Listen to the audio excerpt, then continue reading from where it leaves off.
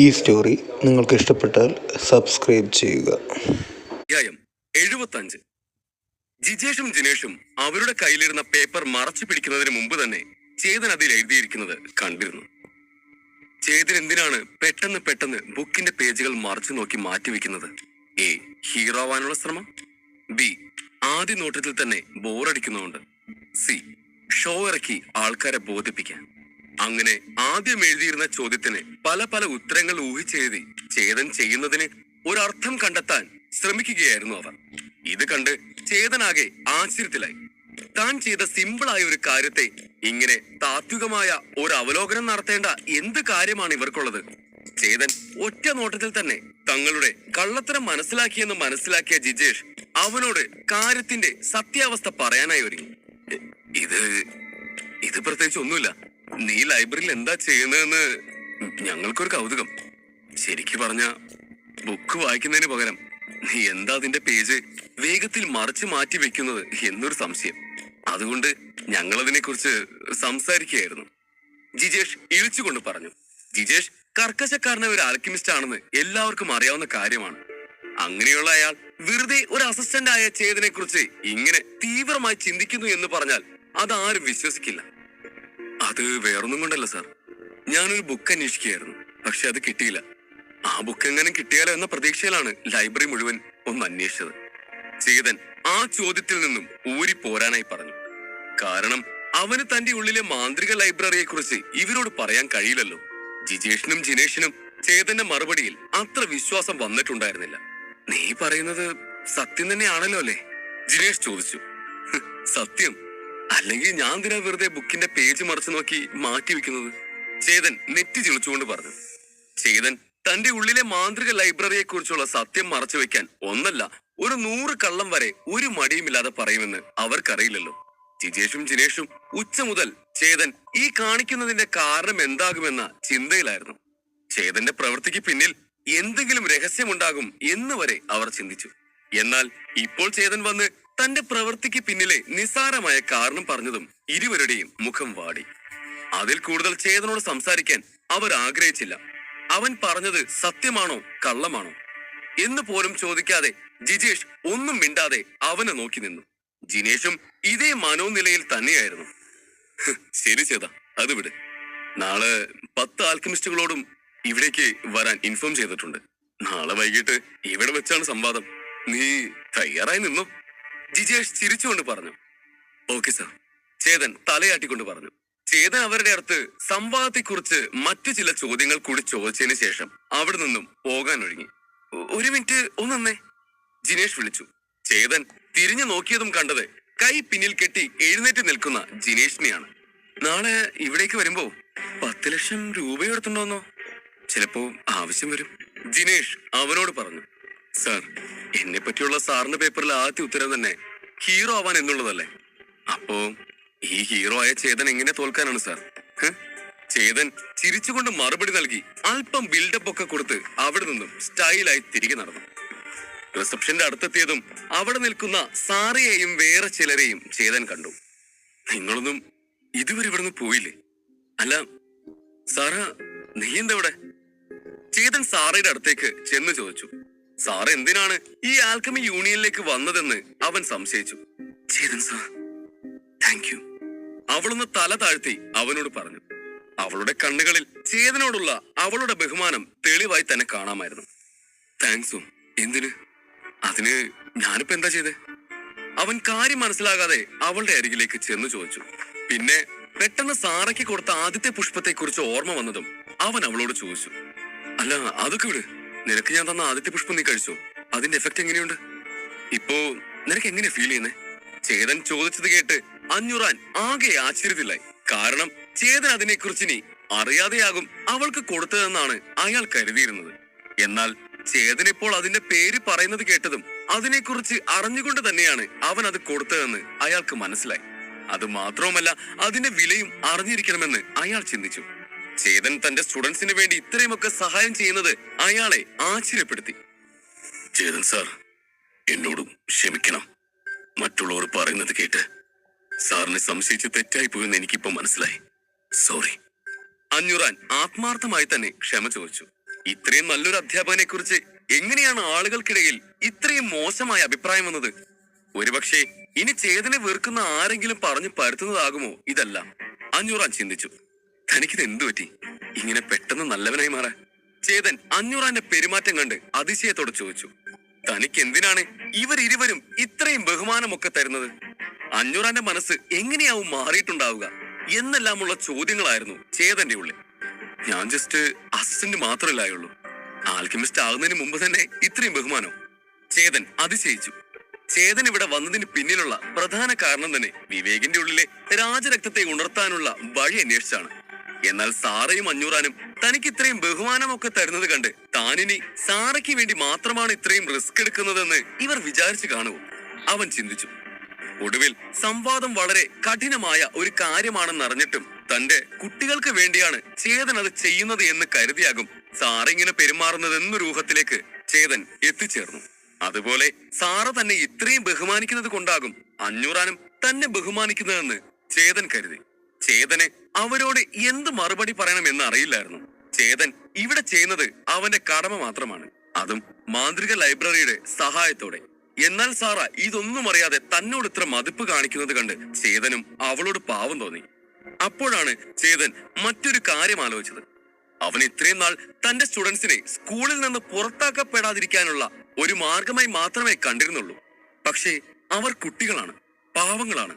താൻ അവരോട് എങ്ങനെ പെരുമാറുന്നു അതുപോലെ തന്നെ അവർ ഇങ്ങോട്ടും പെരുമാറും.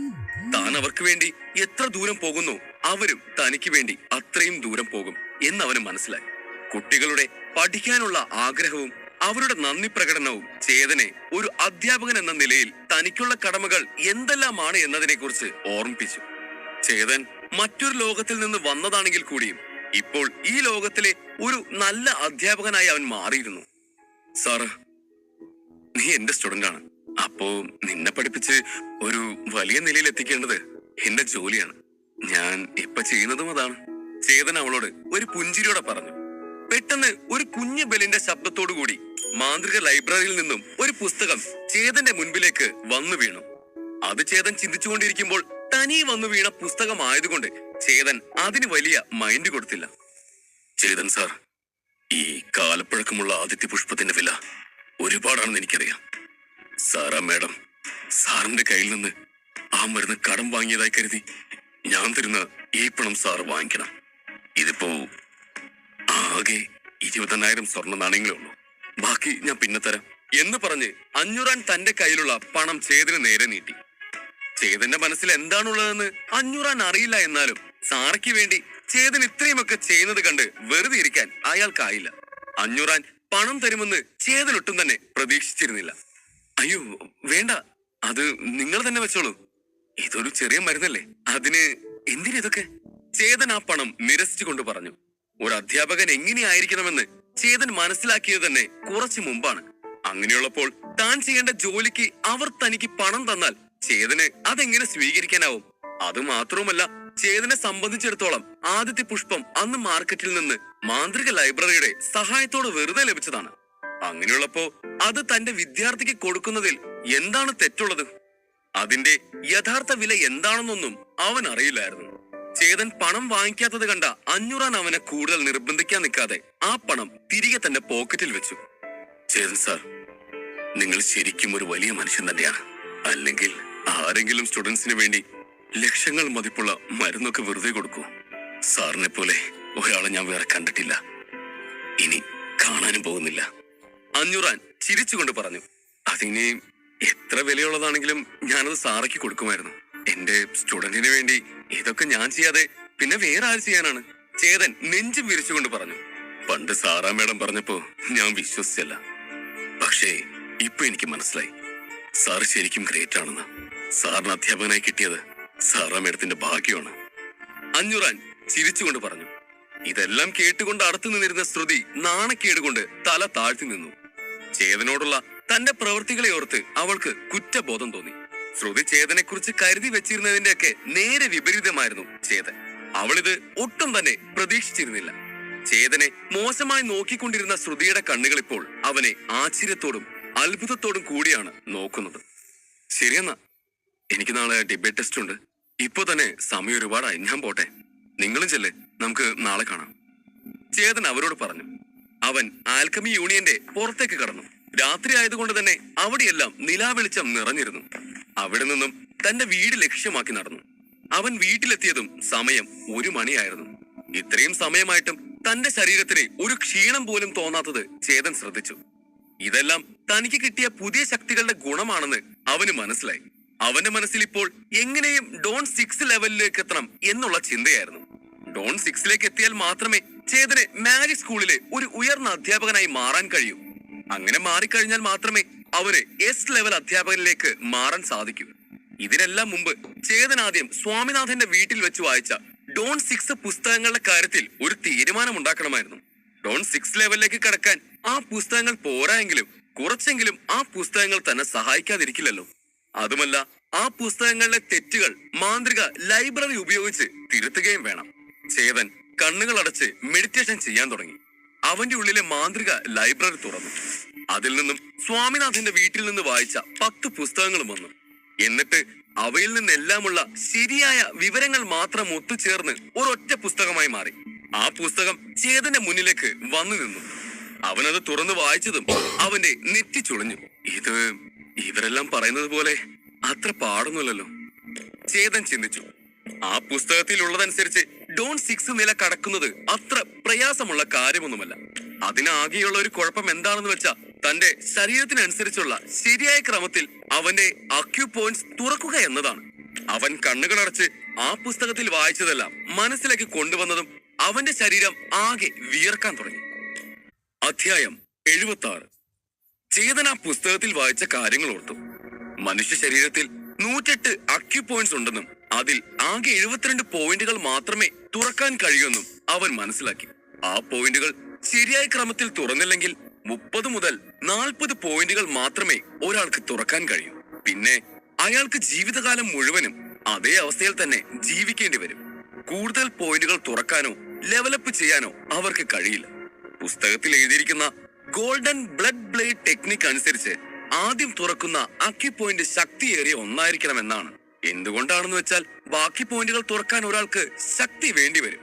അതുപോലെ ആ പുസ്തകത്തിന്റെ മറ്റൊരു താളിൽ ഒരാളുടെ ഇന്ദ്രിയങ്ങൾക്ക് അടുത്തുള്ള പോയിന്റ് വേണം തുറക്കാനെന്ന് എഴുതിയിരുന്നു. അങ്ങനെ ആ പുസ്തകത്തിന്റെ ഓരോ താളിലും വെവ്വേറെ രീതികൾ എഴുതിയിരുന്നു. സാധാരണ ഒരാൾക്ക് അത് കണ്ടാൽ അക്യു പോയിന്റ്സ് തുറക്കാനുള്ള എല്ലാ മാർഗങ്ങളും ശരിയായി തോന്നിക്കും. പക്ഷേ ചേതന്റെ ഉള്ളിൽ മാന്ത്രിക ലൈബ്രറി ഉള്ളതുകൊണ്ട് അതവന് തെറ്റായവ ചൂണ്ടിക്കാണിച്ചു കൊടുത്തു. ഇത്രയും സമയം നോക്കിയിട്ടും ആവശ്യമുള്ള ഒന്നും കിട്ടിയുമില്ല. കിട്ടിയതാണെങ്കിലോ ഒന്നൊട്ട് പൂർണ്ണമല്ല. ചേതൻ ചിന്തിച്ചുകൊണ്ട് ഒരു നെടുവീർപ്പോടെ കണ്ണുകൾ തുറന്നു. ഈ പുസ്തകവും നോക്കിയിരുന്ന് നേരം കളഞ്ഞിട്ട് കാര്യമില്ലെന്ന് അവൻ മനസ്സിലാക്കി. പോയിന്റുകൾ തുറക്കാൻ മറ്റെന്താണ് മാർഗമുള്ളതെന്ന് അവൻ ചിന്തിച്ചു. അപ്പോഴാണ് ഒരു ചിന്ത അവന്റെ മനസ്സിലേക്ക് കടന്നു വന്നത്. ആ പുസ്തകത്തിൽ അക്യു പോയിന്റുകൾ തുറക്കാൻ പല തെറ്റായ മാർഗങ്ങളുണ്ടെങ്കിലും ശരീരത്തിലാകെ 108 പോയിന്റുകളാണ് ഉള്ളത് എന്നതിൽ ഒരു മാറ്റവും. അതുകൊണ്ട് എന്തുകൊണ്ട് ഓരോന്നായി തുറക്കാൻ ശ്രമിച്ചുകൂടാ? അങ്ങനെ ചെയ്താൽ ഒരുപക്ഷെ ഈ 108 തുറക്കാൻ കഴിയും. ചേതന് അക്യു പോയിന്റ്സ് തുറക്കുക എളുപ്പമുള്ള കാര്യമായിരുന്നു. ഓരോ പോയിന്റുകളിലൂടെയും കടത്തി വിട്ടാൽ മതി അത് തുറക്കാൻ. പുസ്തകത്തിൽ അവ തുറക്കുന്ന ക്രമത്തിൽ തെറ്റുകൾ ഉണ്ടെങ്കിലും ഈ 108 പോയിന്റുകളിലും ഒരു തെറ്റും ഉണ്ടാകില്ല. അഥവാ ഉണ്ടെങ്കിൽ തന്നെ ചേതന്റെ കൂടെ മാന്ത്രിക ലൈബ്രറി ഉള്ളത് കൊണ്ട് ലൈബ്രറി അവന്റെ തെറ്റുകൾ തിരുത്തി കൊടുക്കും. ഇതൊന്ന് ട്രൈ ചെയ്ത് നോക്കുന്നതിൽ തെറ്റൊന്നുമില്ലല്ലോ എന്ന് ചിന്തിച്ച് ചേതൻ ഒരു പേപ്പറും പേനയും കയ്യിലെടുത്തു. എന്നിട്ട് അവൻ 108 പോയിന്റുകളുടെയും ഓരോന്നായി അവൻ എഴുതി. എന്നിട്ട് മാന്ത്രിക ലൈബ്രറിയുടെ സഹായത്തോടെ അതിൽ നിന്നും ശരിയായവ മാത്രം അവൻ തെരഞ്ഞെടുത്ത് മാർക്ക് ചെയ്തു. അതിലാകെ 20 മാത്രമേ അവന് കണ്ടെത്താൻ കഴിഞ്ഞുള്ളൂ. ചേതൻ ആ 20 പോയിന്റുകളുടെ പേരും ഒന്നിനു പിറകെ ഒന്നായി എഴുതാൻ തുടങ്ങി. ഓരോ പോയിന്റിന്റെ പേരെഴുതി അവൻ കണ്ണുകൾ അടയ്ക്കുമ്പോഴും അവന്റെ ഉള്ളിലെ മാന്ത്രിക ലൈബ്രറിയിൽ ഈ ഓരോ പോയിന്റുകളെ കുറിച്ചുള്ള പുസ്തകങ്ങളും പ്രത്യക്ഷപ്പെടാൻ തുടങ്ങി. ആ പുസ്തകങ്ങളിൽ പോയിന്റുകളിലെ തെറ്റുകൾ ശരിയായി തന്നെ രേഖപ്പെടുത്തിയിരുന്നു. 13ാമത്തെ പുസ്തകം വരെയുള്ളതിൽ വലിയ തെറ്റുകളൊന്നും ഉണ്ടായിരുന്നില്ല. ഇതുവരെ ഇതിൽ വലിയ തെറ്റൊന്നുമില്ല. അതുകൊണ്ട് ഇത് ശരിയായ ക്രമമായിരിക്കണം. സോ നെക്സ്റ്റ് സ്റ്റെപ്പിലേക്ക് പോവാം, ചേതൻ ചിന്തിച്ചു. ചേതൻ ആദ്യത്തെ പോയിന്റിൽ നിന്ന് തന്നെ തുടങ്ങി. ഒരു കുഞ്ഞു ബെൽ ശബ്ദത്തോടെ ആ പോയിന്റിനെ കുറിച്ചുള്ള പുസ്തകം അവന്റെ മനസ്സിലേക്ക് വന്നു. ഈ പോയിന്റ് ശരീരത്തിന്റെ ഉൾക്കോണുകളിൽ മറിഞ്ഞിരിക്കുന്ന ഒന്നാണ്. എത്ര ശക്തി ഉപയോഗിച്ചാലും ഇതിനെ കണ്ടെത്താൻ കഴിയില്ല. ഇതിനെ ആരും ഇതുവരെ കണ്ടെത്താത്തത് കൊണ്ട് തന്നെ അതിന് ഒരു പേരുമില്ല. ചേതൻ ആ പുസ്തകത്തിൽ വായിച്ചു. ആ പുസ്തകത്തിലെ വിവരം വായിച്ച് ചേതന്റെ മുഖം സന്തോഷത്തിൽ വിടർന്നു. ഈ പോയിന്റ് ഒരാളുടെ ഹൃദയത്തിനരികിലായാണ് സ്ഥിതി ചെയ്യുന്നത്. ഇത് 36 ലോക്ക് പോയിന്റ്സിൽ ഒന്നാണ്. ശുദ്ധമായ ഓറയില്ലാതെ ഒരാൾക്ക് ഇതിനെ തുറക്കാൻ കഴിയില്ല. അഥവാ തുറക്കാൻ ശ്രമിച്ചാലും അയാളുടെ സമനില തെറ്റും. അറിഞ്ഞു നന്നായി. അല്ലെങ്കിൽ ഇതെങ്ങനെ ശ്രദ്ധിക്കാതെ തുറക്കാൻ നോക്കി ഞാനിപ്പോ വല്ല പ്രാന്തനുമായി മാറിയനെ. ചേതൻ ചിന്തിച്ചു. എല്ലാവരും പുറത്തു നിന്നുമാണ് തുറന്നു തുടങ്ങുന്നത്. എന്നാൽ ചേതൻ മനസ്സിലാക്കിയത് പ്രകാരം ലോക്ക് പോയിന്റിൽ നിന്നും തുറന്നു തുടങ്ങണം എന്നുള്ളതാണ് ശരിയായ മാർഗം. ഇപ്പോ തന്നെ തുടങ്ങിക്കളയാം എന്ന് പറഞ്ഞ് ചേതൻ തന്റെ കണ്ണുകൾ അടച്ചു. എന്നിട്ട് ആ പോയിന്റ് എവിടെയാണെന്ന് കണ്ടെത്തി ചെയ്ത് അതിലേക്ക് തന്റെ ഓറ കടത്തിവിടാൻ തുടങ്ങി. ഒരാൾ ശരിയായ പോയിന്റ് കണ്ടുപിടിച്ചു കഴിഞ്ഞാൽ പിന്നെ അത് തുറക്കുന്നത് അത്ര ബുദ്ധിമുട്ടുള്ള കാര്യമല്ലാത്തത് കൊണ്ട് ചേതൻ വേഗത്തിൽ തന്നെ ആ പോയിന്റിലൂടെ തന്റെ ഓറ കടത്തിവിട്ടു. കുറച്ചു സമയത്തിനുള്ളിൽ അവന്റെ ശരീരം വിറയ്ക്കാൻ തുടങ്ങി. ചേതൻ അതറിഞ്ഞ് ഒന്ന് നടുങ്ങിയെങ്കിലും മനസ്സിനെ ഏകാഗ്രമാക്കി അവൻ തന്റെ ശരീരത്തിലെ വിറയൽ കുറയ്ക്കാൻ ശ്രമിച്ചു. ചേതന്റെ ചിന്തകളുടെ വേഗത പല മടങ്ങ് അധികമായി മാറിയിരുന്നു. അവന്റെ ശരീരമാകെ ഒരു പ്രത്യേക തിളക്കം വന്നു. ചേതൻ അപ്പോൾ ഡോൺ 6 സ്റ്റേജിലേക്ക് കടക്കുകയായിരുന്നു. ആ പോയിന്റിൽ നിന്നും ഒരു ചെറിയ ചൂടും അതിനോടൊപ്പം തന്നെ പ്രകാശവും കടന്നു വരുന്നത് ചേതൻ അറിഞ്ഞു. രാത്രിയിലെ ഇരുണ്ട ആകാശത്തിൽ ഒരു നക്ഷത്രം മിന്നി നിൽക്കുന്നത് പോലെ ചേതൻ ആ പ്രകാശത്തെ നല്ലതുപോലെ തന്നെ കണ്ടു. ചേതന്റെ ആ അക്യുപോയിന്റ് തുറന്നതും അതിലൂടെ അവന്റെ ഓറ ശക്തിയിലൊഴുകി. അത് മാത്രമല്ല, അവന്റെ ശക്തി 1 ടൺ കൂടിയതും അവൻ അറിഞ്ഞു. താൻ ഡോൺ 6 സ്റ്റേജിൽ എത്തിച്ചേർന്നത് അവൻ മനസ്സിലാക്കി. ഒരു വഴിയും കിട്ടിയില്ലെങ്കിൽ കിട്ടിയ വഴി എല്ലാം ഉപയോഗിച്ച് ട്രൈ ചെയ്യണമെന്ന് ഇപ്പഴാ മനസ്സിലായത്. ഇനിയും 1000 വഴികൾ ഉണ്ടെങ്കിലും അതെല്ലാം ട്രൈ ചെയ്ത് ശരിയായ വഴി കണ്ടെത്തണം. ചേതൻ ചിന്തിച്ചു. ചേതൻ വെറുതെ ട്രൈ ചെയ്ത് നോക്കിയതാണെങ്കിലും അതിലിങ്ങനെ വിജയിക്കുമെന്ന് അവൻ കരുതിയിരുന്നില്ല. ചേതന്റെ ഉള്ളിലൊരു പുതിയ ആത്മവിശ്വാസം കടന്നു വന്നു. ഒരാളുടെ ശരീരത്തിലാകെ 108 പോയിന്റുകളാണുള്ളത്. ആ പോയിന്റുകളെല്ലാം ശരീരത്തിന്റെ പല ഭാഗത്തായാണ് സ്ഥിതി ചെയ്യുന്നത്. അതുകൊണ്ടാണ് ചേതൻ അത് ഓരോന്നായി തുറക്കാൻ ശ്രമിച്ചത്. ഇങ്ങനെ ഒരു പുതിയ മുറ ഉപയോഗിച്ച് അതിൽ വിജയിക്കാൻ കഴിയുമെന്ന് അവൻ സ്വപ്നത്തിൽ പോലും കരുതിയിരുന്നില്ല. എന്തിനാണ് ആളുകൾ ഈ ലെവലിലേക്ക് കടക്കാൻ ഇത്രയും ഭയപ്പെടുന്നത് എന്ന് ചേതൻ ചിന്തിച്ചു. ശുദ്ധമായ ഓറ ഉണ്ടായാൽ മാത്രമേ ഈ പോയിന്റുകൾ തുറക്കാൻ കഴിയൂ എന്നുള്ളതാണ് സത്യം. അതറിയാതെയാണ് ആളുകൾ ഇതിനെ ഭയപ്പെടുന്നത് എന്ന് ചേതൻ ചിന്തിച്ചു. ശരിയായി പറഞ്ഞാൽ ശരീരത്തിലുള്ള അക്യു പോയിന്റുകൾ ഒരു വഴി പോലെയാണ്. അതിൽ 36 പോയിന്റുകൾ മതിലുകൾ പോലെയും. ശുദ്ധമായ ഓറ ഉപയോഗിച്ച് മാത്രമേ ഈ മതിലുകളെ തകർക്കാൻ കഴിയൂ. ശുദ്ധമല്ലാത്ത ഓറകൾക്കൊന്നും അതിനെ തകർക്കാൻ കഴിയില്ല. ശുദ്ധമായ ഓറയില്ലാത്ത ഒരാൾ ഈ 36 പോയിന്റുകളെ തന്റെ ഓറ കൊണ്ട് തുറക്കാൻ ശ്രമിച്ചാൽ അത് ചെന്ന് അവസാനിക്കുന്നത് അവരുടെ മരണത്തിലാവാം. എന്നാൽ ചേതൻ മെഡിറ്റേഷൻ എല്ലാം തെറ്റാതെ ചെയ്തിരുന്നത് കൊണ്ട് അവന്റെ ഓറ തെളിഞ്ഞ വെള്ളം പോലെ പരിശുദ്ധമായിരുന്നു. അതുകൊണ്ടാണ് അവന് നിസ്സാരമായി ആ പോയിന്റിനെ തുറക്കാൻ കഴിഞ്ഞതും. ഇനി അടുത്ത പോയിന്റ് കണ്ടുപിടിക്കണം, ചേതൻ ചിന്തിച്ചു. ആദ്യത്തെ ശ്രമം തന്നെ വിജയിച്ചതുകൊണ്ട് അടുത്ത പോയിന്റും തുറക്കാനുള്ള തിടുക്കത്തിലായിരുന്നു അവൻ. കുറച്ചു സമയത്തിനുള്ളിൽ അവന്റെ ശരീരം ആകെ വീണ്ടും ഒന്ന് വിറച്ചു. അവന്റെ ഉള്ളിലെ രണ്ടാമത്തെ പോയിന്റും തുറന്നിരുന്നു. ചേതൻ മാന്ത്രിക ലൈബ്രറിയുടെ സഹായത്തോടെ അടുത്ത പോയിന്റും എളുപ്പത്തിൽ കണ്ടെത്തി അത് തുറന്നു. ഇതേ സമയം സാറയും അഞ്ഞൂറാനും വീട്ടിലിരുന്ന് സംസാരിക്കുകയായിരുന്നു. മാഡം, ഞാനൊരു കാര്യം ചോദിക്കട്ടെ? മാഡത്തിന് എന്താ പ്രശ്നം? എന്തിനാ സാറ് മാഡത്തിന് ഈ മരുന്ന് തന്നത്? അഞ്ഞൂറാൻ തല ചൊറിഞ്ഞുകൊണ്ട് ചോദിച്ചു. ഇത്രയും നാൾ അഞ്ഞൂറാൻ ചേതനെ കുറിച്ചുള്ള തെറ്റിദ്ധാരണയിലായിരുന്നു ജീവിച്ചിരുന്നത്. എന്നാൽ ഇന്ന് നടന്ന സംഭവങ്ങൾ കാരണം ആ തെറ്റിദ്ധാരണകളെല്ലാം തന്നെ മാറി. ചേതന്റെ കഴിവും ശക്തിയും ഒരു വശത്തുണ്ടെങ്കിലും അവൻ ഇത്രയും വില കൂടിയ മരുന്ന് വെറുതെ കൊടുത്തതാണ് അഞ്ഞൂറാനെ ശരിക്കും ഒന്ന് പിടിച്ചു കുലുക്കിയത്. അയാളുടെ ഉള്ളിൽ ചേതനോടുള്ള വെറുപ്പ് മാറി അവിടെ മതിപ്പ് സ്ഥാനം പിടിച്ചു. ഒരാൾ എത്ര അഭിനയിക്കുന്നതാണെന്ന് പറഞ്ഞാലും ഇത്രയും വില കൂടിയ മരുന്നൊക്കെ വെറുതെ കൊടുക്കുന്നതായി അഭിനയിക്കാൻ പറ്റൂ? ചേതൻ സത്യത്തിൽ ഒരു നല്ല മനുഷ്യനാണെന്നും ആളുകൾ അവന്റെ മേലെ തെറ്റായ കുറ്റങ്ങളാണ് ചാർത്തുന്നതെന്നും അഞ്ഞൂറാൻ കരുതി. അങ്കിൾ ചേതൻ സാറിനെ കുറിച്ച് ആദ്യം എന്താണ് വിശ്വസിച്ചിരുന്നത്? അങ്ങനെ തന്നെയാണ് ഞാനും ആദ്യം കരുതിയിരുന്നത്. സാറിന്റെ കഴിവിനെ കുറിച്ച് കണ്ടും കേട്ടും തന്നെയാണ് ഞാനും മാറിയത്. സാറ സംസാരിക്കാൻ തുടങ്ങി. പണ്ട് സാറയ്ക്ക് തന്റെ പ്രശ്നത്തെക്കുറിച്ച് മറ്റുള്ളവരോട് പറയാൻ മടിയായിരുന്നു. സത്യത്തിൽ പ്രശ്നം തന്റെ മനസ്സിനാണോ അതോ ശരീരത്തിനാണോ എന്ന് പോലും അവൾക്കറിയില്ലായിരുന്നു. എന്നാൽ ഇപ്പോൾ ചേതൻ അവൾക്ക് അവളുടെ പ്രശ്നത്തെക്കുറിച്ച് നന്നായി തന്നെ പറഞ്ഞ് മനസ്സിലാക്കി കൊടുത്തിരുന്നത് കൊണ്ട് അവൾ അതിനെക്കുറിച്ച് സംസാരിക്കാൻ മടിച്ചില്ല. എന്റെ ശരീരം ചെറുതിലെ മുതൽ തന്നെ വളരെ പ്യൂറായിരുന്നു. എന്റെ ഫെമിനിൻ ഓറ കൂടുതലായതുകൊണ്ട് എനിക്ക് കറക്റ്റായിട്ട് ട്രെയിനിങ് ചെയ്യാൻ കഴിയുന്നില്ലായിരുന്നു. എന്റെ ശരീരത്തിന് അതിന്റെ ശക്തി ബാലൻസ് ചെയ്യാൻ പറ്റാതെ കഷ്ടപ്പെടുകയായിരുന്നു. ഇതെല്ലാം ശരിയാക്കാൻ പറ്റാത്ത ഹോർമോൺ ഇഷ്യൂസ് ആണെന്നാണ് ഞാൻ കരുതിയിരുന്നത്. പക്ഷേ ചേതൻ സാർ അതങ്ങനെയല്ലെന്ന് പറഞ്ഞ് മനസ്സിലാക്കി തന്നു. സാറ ചേതനെ കുറിച്ച് ഓർത്ത് അഭിമാനത്തോടെ പറഞ്ഞു, എന്താ മേഡം പറയുന്നേ? മേഡത്തിന് ഈ പ്രശ്നമായിരുന്നു. ഇത്രയും നാള് നമ്മളിത് ശ്രദ്ധിക്കാതെ വിട്ടുകളഞ്ഞല്ലോ. ശരീരത്തിൽ ഫെമിനിനോർ അധികമായി ബാലൻസ് മിസ് ചെയ്താ അവരുടെ ഇമോഷൻസ് കൂടുതലാകും. പ്രാക്ടീസും ചെയ്യാൻ പറ്റില്ല. മേഡം ഇതൊക്കെ എങ്ങനെ ഇത്രയും നാൾ സഹിച്ചു? അയാൾ വേവലാതിയോടെ ചോദിച്ചു.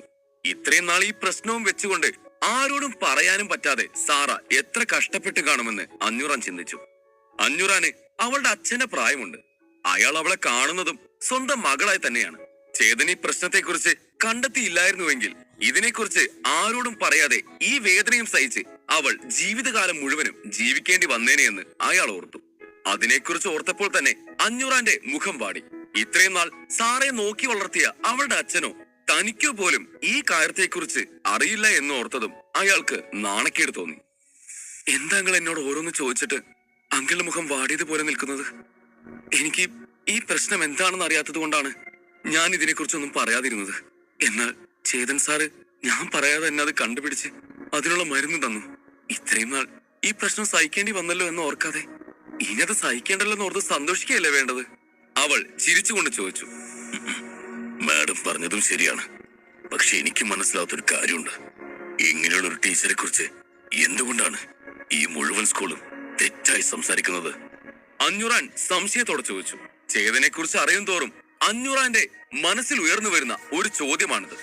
എന്തുകൊണ്ടാണ് ചേതനെ കുറിച്ച് ഇത്രയും ആളുകൾ ഒരുപോലെ മോശമായി സംസാരിക്കുന്നത്?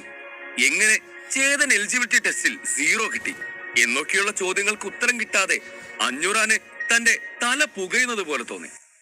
ഇതേ ഡൗട്ടായിരുന്നു എനിക്കും. പക്ഷേ എന്റെ ക്ലാസ്സിലെ ഋഷിയെ ചേതൻ നിർബന്ധിച്ച് സാറിന് സ്റ്റുഡന്റ് ആക്കിയതാണെന്നും പറഞ്ഞ് ഇന്ന് സാറിനെയും ഋഷിയെയും വിചാരണയ്ക്ക് കൊണ്ടുപോയിരുന്നു. സാറിനെ തോൽപ്പിച്ച് നാണം കെടുത്താമെന്നായിരുന്നു അവരെല്ലാം കരുതിയിരുന്നത്. പക്ഷേ അവിടെ നടന്നത് നേരെ വിപരീതമായിരുന്നു എന്ന് പറഞ്ഞ് സാർ ആ വിചാരണയിൽ നടന്നതെല്ലാം അഞ്ഞൂറാനോട് പറഞ്ഞു. എന്താ നരേന്ദ്രൻ സാർ ചേതൻ സാറിനെ ഇത്ര ഉപദ്രവിച്ചെന്നോ? എന്നിട്ടും സാർ അതിനെ കുറിച്ചൊന്നും പുറത്ത് പറഞ്ഞില്ലെന്നോ? ഇപ്പോ ചേതൻ സാർ ഡോൺ 5 സ്റ്റേജിൽ 4th ലെവലിലാണുള്ളതെന്നോ? സാറ പറഞ്ഞതെല്ലാം കേട്ട് അഞ്ഞൂറാൻ ഞെട്ടലോടെ ചോദിച്ചുകൊണ്ടിരുന്നു. ഈ വിഷയത്തെക്കുറിച്ച് സാറേ അല്ലാതെ വേറെ ആര് പറഞ്ഞിരുന്നെങ്കിലും അഞ്ഞൂറാൻ അത് ഒരു തരി പോലും വിശ്വസിക്കില്ലായിരുന്നു. ഒരു പേര് കേട്ട മാജിക് സ്കൂളിന്റെ ടീച്ചേഴ്സ് കൗൺസിലിന്റെ ഭാഗമായ ഒരാൾക്ക് എങ്ങനെ ഇതുപോലുള്ള പ്രവർത്തികളൊക്കെ ചെയ്യാൻ കഴിയും? ഇങ്ങനെ ഒരു മോശമായ ആളായിരുന്നു ഇത്രയും നാളും അങ്ങനെ ഒരു വലിയ പദവിയിൽ ഇരുന്നിരുന്നത്. ഇതിനെക്കുറിച്ചെല്ലാം ആലോചിച്ചപ്പോൾ അഞ്ഞൂറാൻ ഒരു കാര്യം മനസ്സിലായി. ചേതൻ മാജിക് സ്കൂളിന് ലഭിച്ച നിധിയാണ്. ഇങ്ങനെയൊരു നല്ല അധ്യാപകനാണ് സാറയുടെ ടീച്ചർ എന്ന് ആലോചിച്ചപ്പോ തന്നെ അയാൾക്ക് തന്റെ ശരീരമാകെ കുളിരി കയറുന്നത് പോലെ തോന്നി. അധ്യായം 77. അഞ്ഞൂറാന് ചേതനോടുള്ള കാഴ്ചപ്പാടാകെ മാറി. ഇത്രയും നാൾ അയാൾക്ക് ഒരു വിധത്തിലും ഉൾക്കൊള്ളാൻ കഴിയാത്ത ഒരാളായിരുന്നു ചേതൻ. പക്ഷേ ഇന്ന് ചേതനെ കുറിച്ചുള്ള സത്യങ്ങൾ മനസ്സിലാക്കി അയാൾ തന്റെ ഭാഗത്താണ് തെറ്റെന്നുള്ളത് തിരിച്ചറിഞ്ഞു. എന്താ അങ്കിൾ എന്തോ കാര്യമായി ചിന്തിക്കുവാണെന്ന് തോന്നുന്നു? സാറ ചിരിച്ചുകൊണ്ട് ചോദിച്ചു. ഏയ് അതൊന്നുമില്ല മാഡം. ഞാനിങ്ങനെ ചേതൻ സാറിന്റെ കാര്യത്തെക്കുറിച്ച് ചിന്തിക്കുമായിരുന്നു. ഒരു വശത്ത് ചേതൻ സാറിനെ കുറിച്ച് ഒരു അഭിമാനമൊക്കെ തോന്നുന്നുണ്ടെങ്കിലും മറുവശത്ത് ചേതൻ സാറിനോട് ഈ ചതി ചെയ്ത് അവർ 3 പേരെയും ഓർത്തിട്ട് ദേഷ്യമാണ് വരുന്നത്. ഈ നരേന്ദ്രനെ ഞാൻ നേരിട്ട് കണ്ടിട്ടില്ലെങ്കിലും അയാളുടെ കൊച്ചുമകൻ വിമലിനെ എനിക്കറിയാം. അവനെ പോലെ സ്വാർത്ഥനായ ഒരുത്തൻ വേറെയില്ല. അവനെ കുറിച്ച് ഓർക്കുമ്പോൾ തന്നെ എനിക്ക് ദേഷ്യമാണ് വരുന്നത്. അഞ്ഞൂറാൻ പല്ല് കടിച്ചുകൊണ്ട് പറഞ്ഞു. കുറച്ചു നാൾ മുൻപാണ് അഞ്ഞൂറാനും വിമലും തമ്മിൽ വഴക്കുണ്ടായത്. അന്ന് അഞ്ഞൂറാൻ വിമലിനെ അടിച്ച് ഒരു പരുവമാക്കിയിരുന്നു. വിമലിന്റെ സ്വഭാവം ഇപ്പോൾ എന്താണെന്ന് മനസ്സിലായ അഞ്ഞൂറാന് താൻ അവന് കൊടുത്ത അടിയൊക്കെ അവൻ അർഹിക്കുന്നതാണെന്ന് തോന്നി. ചേതനാണ് അന്ന് അഞ്ഞൂറാൻ അടിച്ചതെങ്കിലും ഇപ്പോഴും അത് വിമൽ തന്നെയാണെന്ന് വിചാരിച്ചിരിക്കുകയാണ് അഞ്ഞൂറാൻ.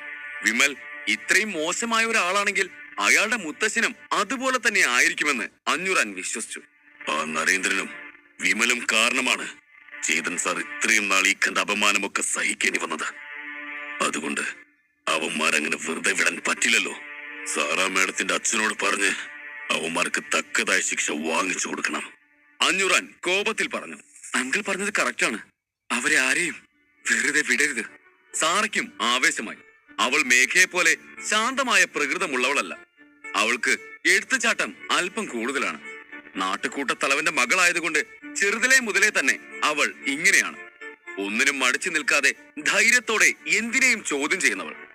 അതുകൊണ്ട് തന്നെയാണ് ആദ്യമായി ചേതനെ കുറിച്ച് കേട്ടപ്പോഴും അവൾ അവന്റെ അടുത്ത് ഒരു വാഗ്വാദത്തിന് ചെന്നത്. ഈ ധൈര്യം അവൾക്ക് ഇപ്പോഴും ഉള്ളതുകൊണ്ട് അഞ്ഞൂറാൻ പറഞ്ഞതിന് അവൾ പെട്ടെന്ന് തന്നെ സമ്മതം കൊടുത്തു. കാര്യങ്ങളുടെ പിന്നിലെ സത്യാവസ്ഥ എന്താണെന്നുള്ളത് എങ്ങനെയും ആളുകളെല്ലാം അറിയിക്കണം. സാറ പറഞ്ഞതും അഞ്ഞൂറാൻ അതിന് മറുപടിയായി തലയാട്ടി.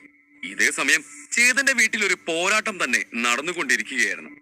അർദ്ധരാത്രി കഴിഞ്ഞിട്ടും ചേതൻ തന്റെ അക്യൂ പോയിന്റ്സ് തുറന്നുകൊണ്ടിരിക്കുകയായിരുന്നു. ചേതൻ തന്റെ ഉള്ളിലെ പോയിന്റുകൾ തുറക്കുന്നതിനനുസരിച്ച് അവന്റെ ശരീരം നടുങ്ങിക്കൊണ്ടിരുന്നു. അങ്ങനെ സമയം ഒരുപാട് കടന്നുപോയി. കുറെ മണിക്കൂറുകൾക്ക് ശേഷം ചേതൻ തന്റെ മിഴികൾ തുറന്നു. ജനലിലൂടെ സൂര്യപ്രകാശം അകത്ത് കടന്ന് അവന്റെ മുഖത്ത് തട്ടി കടന്നുപോയി. നേരം വെളുത്തോ? സൂര്യൻ വന്നത് കണ്ട് ചേതൻ മിഴിഞ്ഞ കണ്ണുകളോടെ ചോദിച്ചു. അവനൊന്ന് ഉറങ്ങുക പോലും ചെയ്യാതെ രാത്രി മുഴുവനും അക്യൂ പോയിന്റ്സ് തുറന്നുകൊണ്ടിരിക്കുകയായിരുന്നു. ഒരു തുള്ളി ഉറങ്ങിയില്ലെങ്കിൽ പോലും ചേതനെ ഒട്ടും തന്നെ ക്ഷീണം തോന്നിയിരുന്നില്ല. പകരം അവന്റെ ശരീരമാകെ ഒരു പുത്തൻ ഉണർവാണ് അവൻ അനുഭവപ്പെട്ടത്. അവന്റെ മനസ്സും ശരീരവും ഒരു ശ്രേഷ്ഠമായ നിലയിലേക്ക് എത്തിച്ചേർന്നു. ചേതന്റെ ശുദ്ധമായ ഓറയുടെയും അവന്റെ മെഡിറ്റേഷന്റെയും ഗുണം കൊണ്ട് അവന് യാതൊരു പ്രശ്നവും തോന്നിയില്ല. അതുമല്ല, അക്യൂ പോയിന്റ്സ് തുറക്കുന്നതും അത്ര ബുദ്ധിമുട്ടുള്ള കാര്യമായിരുന്നില്ല. പക്ഷേ തുറക്കാനുള്ള പോയിന്റുകൾ കണ്ടെത്തുന്നത് അല്പം സമയമെടുക്കുന്ന കാര്യം തന്നെയാണ്. ആളുകൾ പറയുന്നതനുസരിച്ച് 108 അക്യൂ പോയിന്റ്സിൽ ഒരാൾക്ക് 72 എണ്ണം മാത്രമേ തുറക്കാൻ കഴിയൂ. അതുകൊണ്ട് തന്നെ ഓരോ 18 പോയിന്റുകൾ തുറക്കുന്നതും അവർ ഡോൺ 6ലെ ഓരോ ലെവലുകളായി കണക്കാക്കി. ആദ്യത്തെ 18 തുറക്കുന്നത് ഡോൺ 6ന്റെ ആദ്യത്തെ ലെവലായി കണക്കാക്കപ്പെട്ടു. അതായത് ഒരാൾ ആദ്യത്തെ 18 പോയിന്റുകൾ തുറന്നാൽ അയാളുടെ ലെവൽ ഡോൺ 6 സ്റ്റേജ് ലെവൽ 1 ആണ്. 19 തൊട്ട് 36 വരെ തുറന്നാൽ ഡോൺ 6 സ്റ്റേജ് ലെവൽ 2ഉം 37 മുതൽ 54 വരെ ഡോൺ 6 ലെവൽ 3ഉം 54 തൊട്ട് 72 വരെ തുറന്നാൽ അത് ഡോൺ 6 ലെവൽ 4ഉമാണ്. ശുദ്ധമായ ഓറ ഇല്ലാത്തവരോ ശരിയായ ക്രമത്തിൽ അക്യൂ പോയിന്റ്സിനെ തുറക്കാത്തവരോ എങ്ങനെയൊക്കെ പോയാലും 30-40 അക്യൂ പോയിന്റ്സ് മാത്രമേ തുറക്കാൻ കഴിയൂ. അവർ പിന്നീട് എത്ര ശ്രമിച്ചാലും അവർക്ക് അതിൽ കൂടുതൽ അക്യൂ പോയിന്റ്സ് തുറക്കാൻ കഴിയില്ല. അങ്ങനെയുള്ളവർ സാധാരണ ചെയ്യുക ഡോൺ 6 സ്കിപ്പ് ചെയ്ത് ശാരീരിക ശക്തി വർദ്ധിപ്പിച്ച് ഡോൺ 7ലേക്ക് കടക്കുക എന്നതാണ്. നേരത്തെ പറഞ്ഞതാണ് ശരിയായ കണക്കെങ്കിലും ഇവിടെയുള്ള ആളുകൾ തുടർന്ന് വരുന്ന കണക്ക് വെച്ച് ആരെങ്കിലും 31 അക്യൂ പോയിന്റ്സിന് മേലെ തുറന്നാൽ അവരെ ഡോൺ 6 പൂർത്തിയാക്കിയ ഒരു പണ്ഡിതനായി അവർ കാണും. ചേതൻ കുറച്ചു സമയത്തിന് ശേഷം ഒരുങ്ങി ഭക്ഷണവും കഴിച്ച് മാജിക് സ്കൂളിലേക്ക് ചെന്നു. നീ എന്താ ഈ പറയുന്നത് സാറാ? ചേതൻ സാർ നിന്റെ ശരീരത്തിന്റെ പ്രത്യേക കഴിവുകൾ ഉണർത്താൻ വേണ്ടി അത്രയും കഠിനമായ സംഭവത്തിൽ ചേരാൻ പോവുകയാണെന്നോ? അതോ ഇനി സാറിന് ആൽക്കെമിസ്റ്റ് ആവാൻ വേണ്ടിയാണോ? മേഘ ആശ്ചര്യത്തോട് ചോദിച്ചു. സാറ ഇന്നലെ ആൽക്കമി യൂണിയനിൽ സംഭവിച്ചതൊക്കെ മേഘയോടും ബാക്കിയുള്ള അവളുടെ സഹപാഠികളോടും പറയുകയായിരുന്നു. സാറ് നമുക്ക് വേണ്ടി ഇത്രയും റിസ്ക് എടുക്കുമ്പോഴും നമ്മളും അതിനനുസരിച്ച് സാറിന് വേണ്ടി എന്തെങ്കിലും ചെയ്യണം, ആനന്ദ് പറഞ്ഞു. അതുമല്ല, എന്തൊക്കെ സംഭവിച്ചാലും നമുക്ക് അടുത്ത പന്തയത്തിൽ ജയിച്ചേ മതിയാകും. അല്ലെങ്കിൽ ചേതൻ സാർ ഓർക്കില്ലേ സാർ അത്രയും ഒക്കെ നമുക്ക് വേണ്ടി കഷ്ടപ്പെട്ടത് വെറുതെയായെന്ന്. അതുകൊണ്ട് എന്തൊക്കെ വന്നാലും നമുക്ക് ജയിച്ചേ പറ്റൂ, ആനന്ദ് കൂട്ടിച്ചേർത്തു. അത് കേട്ട് എല്ലാവരുടെയും ഉള്ളിലും ഒരു പുതിയ ഉന്മേഷം ഉണർന്നു. എന്തിന്, ഫൈറ്റിങ്ങിനെ കുറിച്ച് വലിയ വിവരമൊന്നുമില്ലാത്ത വിവേക് വരെ വലിയ ഉത്സാഹത്തിലായിരുന്നു. ചേതൻ സാർ നമുക്ക് വേണ്ടി ഇത്രയൊക്കെ ചെയ്തിട്ടും നമുക്ക് സാറിന് മറ്റുള്ളവരുടെ മുമ്പിൽ ഒരു വിലയുണ്ടാക്കി കൊടുക്കാൻ കഴിഞ്ഞില്ലെങ്കിൽ പിന്നെ നമ്മൾ എന്തിനാ സാറിന്റെ സ്റ്റുഡൻസ് ആണെന്ന് പറഞ്ഞു നിൽക്കുന്നത്? മേഘ പറഞ്ഞു. അത് കറക്റ്റ്. ഞാൻ എന്തായാലും ഇപ്പൊ തന്നെ എന്റെ ട്രെയിനിങ് സ്റ്റാർട്ട് ചെയ്യാൻ പോവുകയാണ്, സാറ പറഞ്ഞു. ഞങ്ങളും ബാക്കിയുള്ളവരെല്ലാം ഒന്നിച്ച് പറഞ്ഞു. അവരെല്ലാം ഒരുമിച്ച് അവരുടെ പരിശീലനം തുടങ്ങിയിരുന്നു. എല്ലാവരും നല്ല ഉത്സാഹത്തോടെ തന്നെ പരിശീലിക്കാൻ തുടങ്ങി. അവരുടെ എല്ലാം ഉള്ളിൽ എങ്ങനെയും പന്തയത്തിൽ ജയിച്ച് ചേതന്റെ പേര് കാക്കണം എന്നുള്ള ചിന്തയായിരുന്നു. ചേതൻ ക്ലാസ് റൂമിലേക്ക് എത്തിയതും തന്റെ വിദ്യാർത്ഥികളെല്ലാം ഓരോ ഭാഗത്തു നിന്നും കഠിനമായി പരിശീലിക്കുന്നത് അവൻ കണ്ടു. ഇതെന്ത് സംഭവം? ഇനി എനിക്ക് ക്ലാസ് എങ്ങനെ മാറിയോ? പക്ഷേ ഇത് എന്റെ പിള്ളേര് തന്നെയാണല്ലോ. ഇവർക്കൊക്കെ ഇതെന്ത് പറ്റി? പെട്ടെന്നെന്താ ഇവർ ഇത്രയും ഹാർഡ് വർക്ക് ചെയ്യുന്നത്? കാര്യം മനസ്സിലാവാതെ അവൻ ചിന്തിച്ചു. ഇതേ സമയം ദർശനും അശോകും അഖിലും അവിടേക്ക് വരുന്നത് ചേതൻ കണ്ടു. ഇതിൽ ദർശനെയും അശോകിനെയും തന്റെ സ്റ്റുഡന്റ് ആക്കാമെന്ന് ചേതൻ പറഞ്ഞിരുന്നു. പക്ഷേ അഖിൽ എന്തിനാണ് ഇവരുടെ കൂടെ ഇവിടേക്ക് വരുന്നത്? ചേതൻ സംശയിച്ചു. ഞാൻ ശ്യാം സാറിന്റെ കീഴിൽ നിന്നും സ്വന്തം ഇഷ്ടപ്രകാരം തന്നെ മാറി. എനിക്ക് സാറിന്റെ കീഴിൽ ചേരണമെന്നാണ് ആഗ്രഹം. എന്നോട് സാറിന് എപ്പോഴും ദേഷ്യമുണ്ടെങ്കിൽ സാറിന് എന്നെ എന്ത് വേണേലും ചെയ്യാം. പക്ഷെ പ്ലീസ് എന്നെ സ്റ്റുഡന്റ് ആയിട്ട് എടുക്കണം. അഖിൽ ചേതനെ കണ്ടതും അവന്റെ മുമ്പിൽ വന്ന് നിന്ന് പറഞ്ഞു. അത് കേട്ട് ചേതന് ശ്യാം എന്തുകൊണ്ടാണ് പെട്ടെന്ന് തന്നെ പന്തയത്തിന് വിളിച്ചത് എന്നുള്ളത് മനസ്സിലായി. അല്ലെങ്കിലും താൻ മാജിക് സ്കൂളിലെ തന്നെ ഏറ്റവും ഉയർന്ന ഒരു അധ്യാപകനായിരിക്കുമ്പോൾ തന്റെ അടുത്ത് നിന്നും തന്റെ 2 സ്റ്റുഡൻസ് പിരിഞ്ഞു പോയാൽ, അതും ആ സ്കൂളിലെ തന്നെ ഏറ്റവും മോശമായ അധ്യാപകന്റെ അടുത്ത് ചേരാൻ വേണ്ടി തിരിഞ്ഞു പോയാൽ ആർക്കാണ് ദേഷ്യം തോന്നാതിരിക്കുക? അതുമല്ല, ശ്യാം ഇത് കണ്ട് വെറുതെ ഇരുന്ന ഇതറിഞ്ഞ് മറ്റു സ്റ്റുഡൻസ് ശ്യാമിന്റെ അടുത്ത് വന്ന് ചേരുകയുമില്ല. വെറുതെയാണോ അവൻ എന്നെ പന്തയത്തിന് വിളിച്ചത്? ചേതൻ ചിന്തിച്ചു. ശരി ശരി, വാ 3 പേരും കയറിയിരിക്കെ, ഞാൻ ക്ലാസ് സ്റ്റാർട്ട് ചെയ്യാൻ പോവാണ്, ചേതൻ അവരോട് പറഞ്ഞു. ചേതൻ ഇപ്പോൾ അഖിലിനെ തിരികെ അയച്ചാൽ അത് ശ്യാമിനെ പേടിച്ചാണ് അങ്ങനെ ചെയ്യുന്നതെന്ന് ആളുകൾ പറയും. അതുകൊണ്ട് ചേതൻ തന്റെ ശ്രദ്ധ ഈ വിഷയത്തിൽ നിന്നും മാറ്റി തന്റെ കുട്ടികളിലേക്ക് തിരിച്ചു. ഹലോ ഡിയർ സ്റ്റുഡൻസ്, അപ്പൊ എങ്ങനെയാ ഞാൻ ഇന്നലെ നിങ്ങൾക്ക് പറഞ്ഞു തന്ന ടെക്നിക്കുകളൊക്കെ നിങ്ങൾ പഠിച്ചായിരുന്നോ? യെസ് സാർ, അവരെല്ലാം ഒരേ സ്വരത്തിൽ പറഞ്ഞു. ചേതൻ ഇന്നലെ അവർക്ക് കൊടുത്ത ടെക്നിക്കുകൾ അവർ നന്നായി തന്നെ പഠിച്ചിരുന്നു. ആ പുതിയ ടെക്നിക്കുകളിലൂടെ തങ്ങളുടെ ശക്തിയും വേഗതയും ഉയർന്നത് കുട്ടികൾ മനസ്സിലാക്കിയിരുന്നു.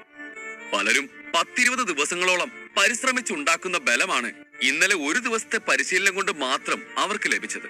അതുകൊണ്ട് തന്നെ അവർക്ക് അവരുടെ ടീച്ചറെയും ഒരു എല്ലാം തികഞ്ഞ പണ്ഡിതനെ പോലെയാണ് തോന്നിയത്. അപ്പോ ആദ്യം നീ തന്നെ വന്ന് ഐശ്വര്യമായിട്ട് ആ കൈയൊന്ന് റൊട്ടേറ്റ് ചെയ്ത് കാണിച്ചേ മേഘ, ചേതൻ ചിരിച്ചുകൊണ്ട് മേഘയോട് പറഞ്ഞു. മേഘയും അത് കേട്ട് ചിരിച്ചുകൊണ്ട് മുന്നിലേക്ക് ചെന്ന് ഒരു ചക്രം പോലെ അവളുടെ കൈകൾ കറക്കി പഞ്ച് ചെയ്ത് കാണിച്ചു. ഗുഡ്. പക്ഷെ ഒരു കറക്ഷനുണ്ട്. നീ കൈ റൊട്ടേറ്റ് ചെയ്യുന്നതിന് മുമ്പ് ആദ്യം നന്നായിട്ടൊന്ന് ശ്വാസം എടുത്തു വിട്. എങ്കിലേ നിന്റെ പഞ്ചിന്റെ ഫോഴ്സ് കൂടുകയുള്ളൂ. ചേതൻ അവൾക്ക് ഇൻസ്ട്രക്ഷൻ കൊടുത്തു. മേഘ അത് കേട്ട് തലയാട്ടി ഒന്ന് ദീർഘ നിശ്വാസം എടുത്തു. എന്നിട്ട് തന്റെ കൈകൾ റൊട്ടേറ്റ് ചെയ്ത് വീണ്ടും പഞ്ച് ചെയ്തു. ഇത്തവണ അവളുടെ പഞ്ചിന്റെ പവർ പഴയതിനേക്കാൾ കൂടുതലായിരുന്നു. ചേതന് ഒരാളുടെ പവർ ഇൻക്രീസ് ചെയ്യിക്കാൻ കുറച്ച് നിമിഷങ്ങൾ മാത്രം മതിയായിരുന്നു. പവർ പെട്ടെന്ന് ഇൻക്രീസ് ആയത് കണ്ട് അവിടെ ഉണ്ടായിരുന്ന എല്ലാ വിദ്യാർത്ഥികളും ആകെ അത്ഭുതത്തോടെ നോക്കി നിന്നു. പെർഫെക്റ്റ്. നീ പോയിരുന്നോ? നെക്സ്റ്റ് സാറാ, ഇങ്ങ് വാ. ചേതൻ അടുത്ത ആളെ വിളിച്ചു. സാറ ഒരു ചിരിയോടെ എഴുന്നേറ്റ് ചെന്ന് തന്റെ കൈകൾ റൊട്ടേറ്റ് ചെയ്ത് പഞ്ച് ചെയ്തു. അവിടെ ഉള്ളവരെക്കാൾ അധികം സ്വന്തം പവർ എന്തോരം കൂടിയിട്ടുണ്ടെന്നറിയാൻ സാറയ്ക്ക് തന്നെയായിരുന്നു തിടുക്കം. കാരണം ഇപ്പോൾ അവളുടെ ആ പഴയ പ്രശ്നങ്ങൾ അവളുടെ ശക്തിയെ തടുക്കുന്നില്ലല്ലോ. സാറയുടെ പവർ കണ്ട് അവിടെയുള്ളവരെല്ലാം ആശ്ചര്യപ്പെട്ടു. ഗ്രേറ്റ്. സാറ, നിന്നോട് എനിക്ക് ഒരു റിമാർക്സും പറയാനില്ല. നീ പോയിരുന്നു, ചേതൻ അവളോട് പറഞ്ഞു. അവൾ തല കുനിച്ച് അവരോടൊന്ന് നന്ദി പറഞ്ഞ് തന്റെ സീറ്റിലേക്ക് പോയിരുന്നു. എടാ, അടുത്തത് എന്നെ വിളിച്ച ഞാൻ എന്ത് ചെയ്യും? എനിക്കൊന്നും അറിയില്ല, വിവേക് ആനന്ദിന്റെ ചെവിയിൽ പറഞ്ഞു. താടി ഒഴിഞ്ഞുകൊണ്ട് അടുത്തത് ആരെ വിളിക്കുമെന്ന് നോക്കിക്കൊണ്ടിരുന്ന ചേതൻ കണ്ടത് വിയർത്ത് കുളിച്ച് ആകെ ഒരു പതർച്ചയിലിരിക്കുന്ന വിവേകിനെയാണ്.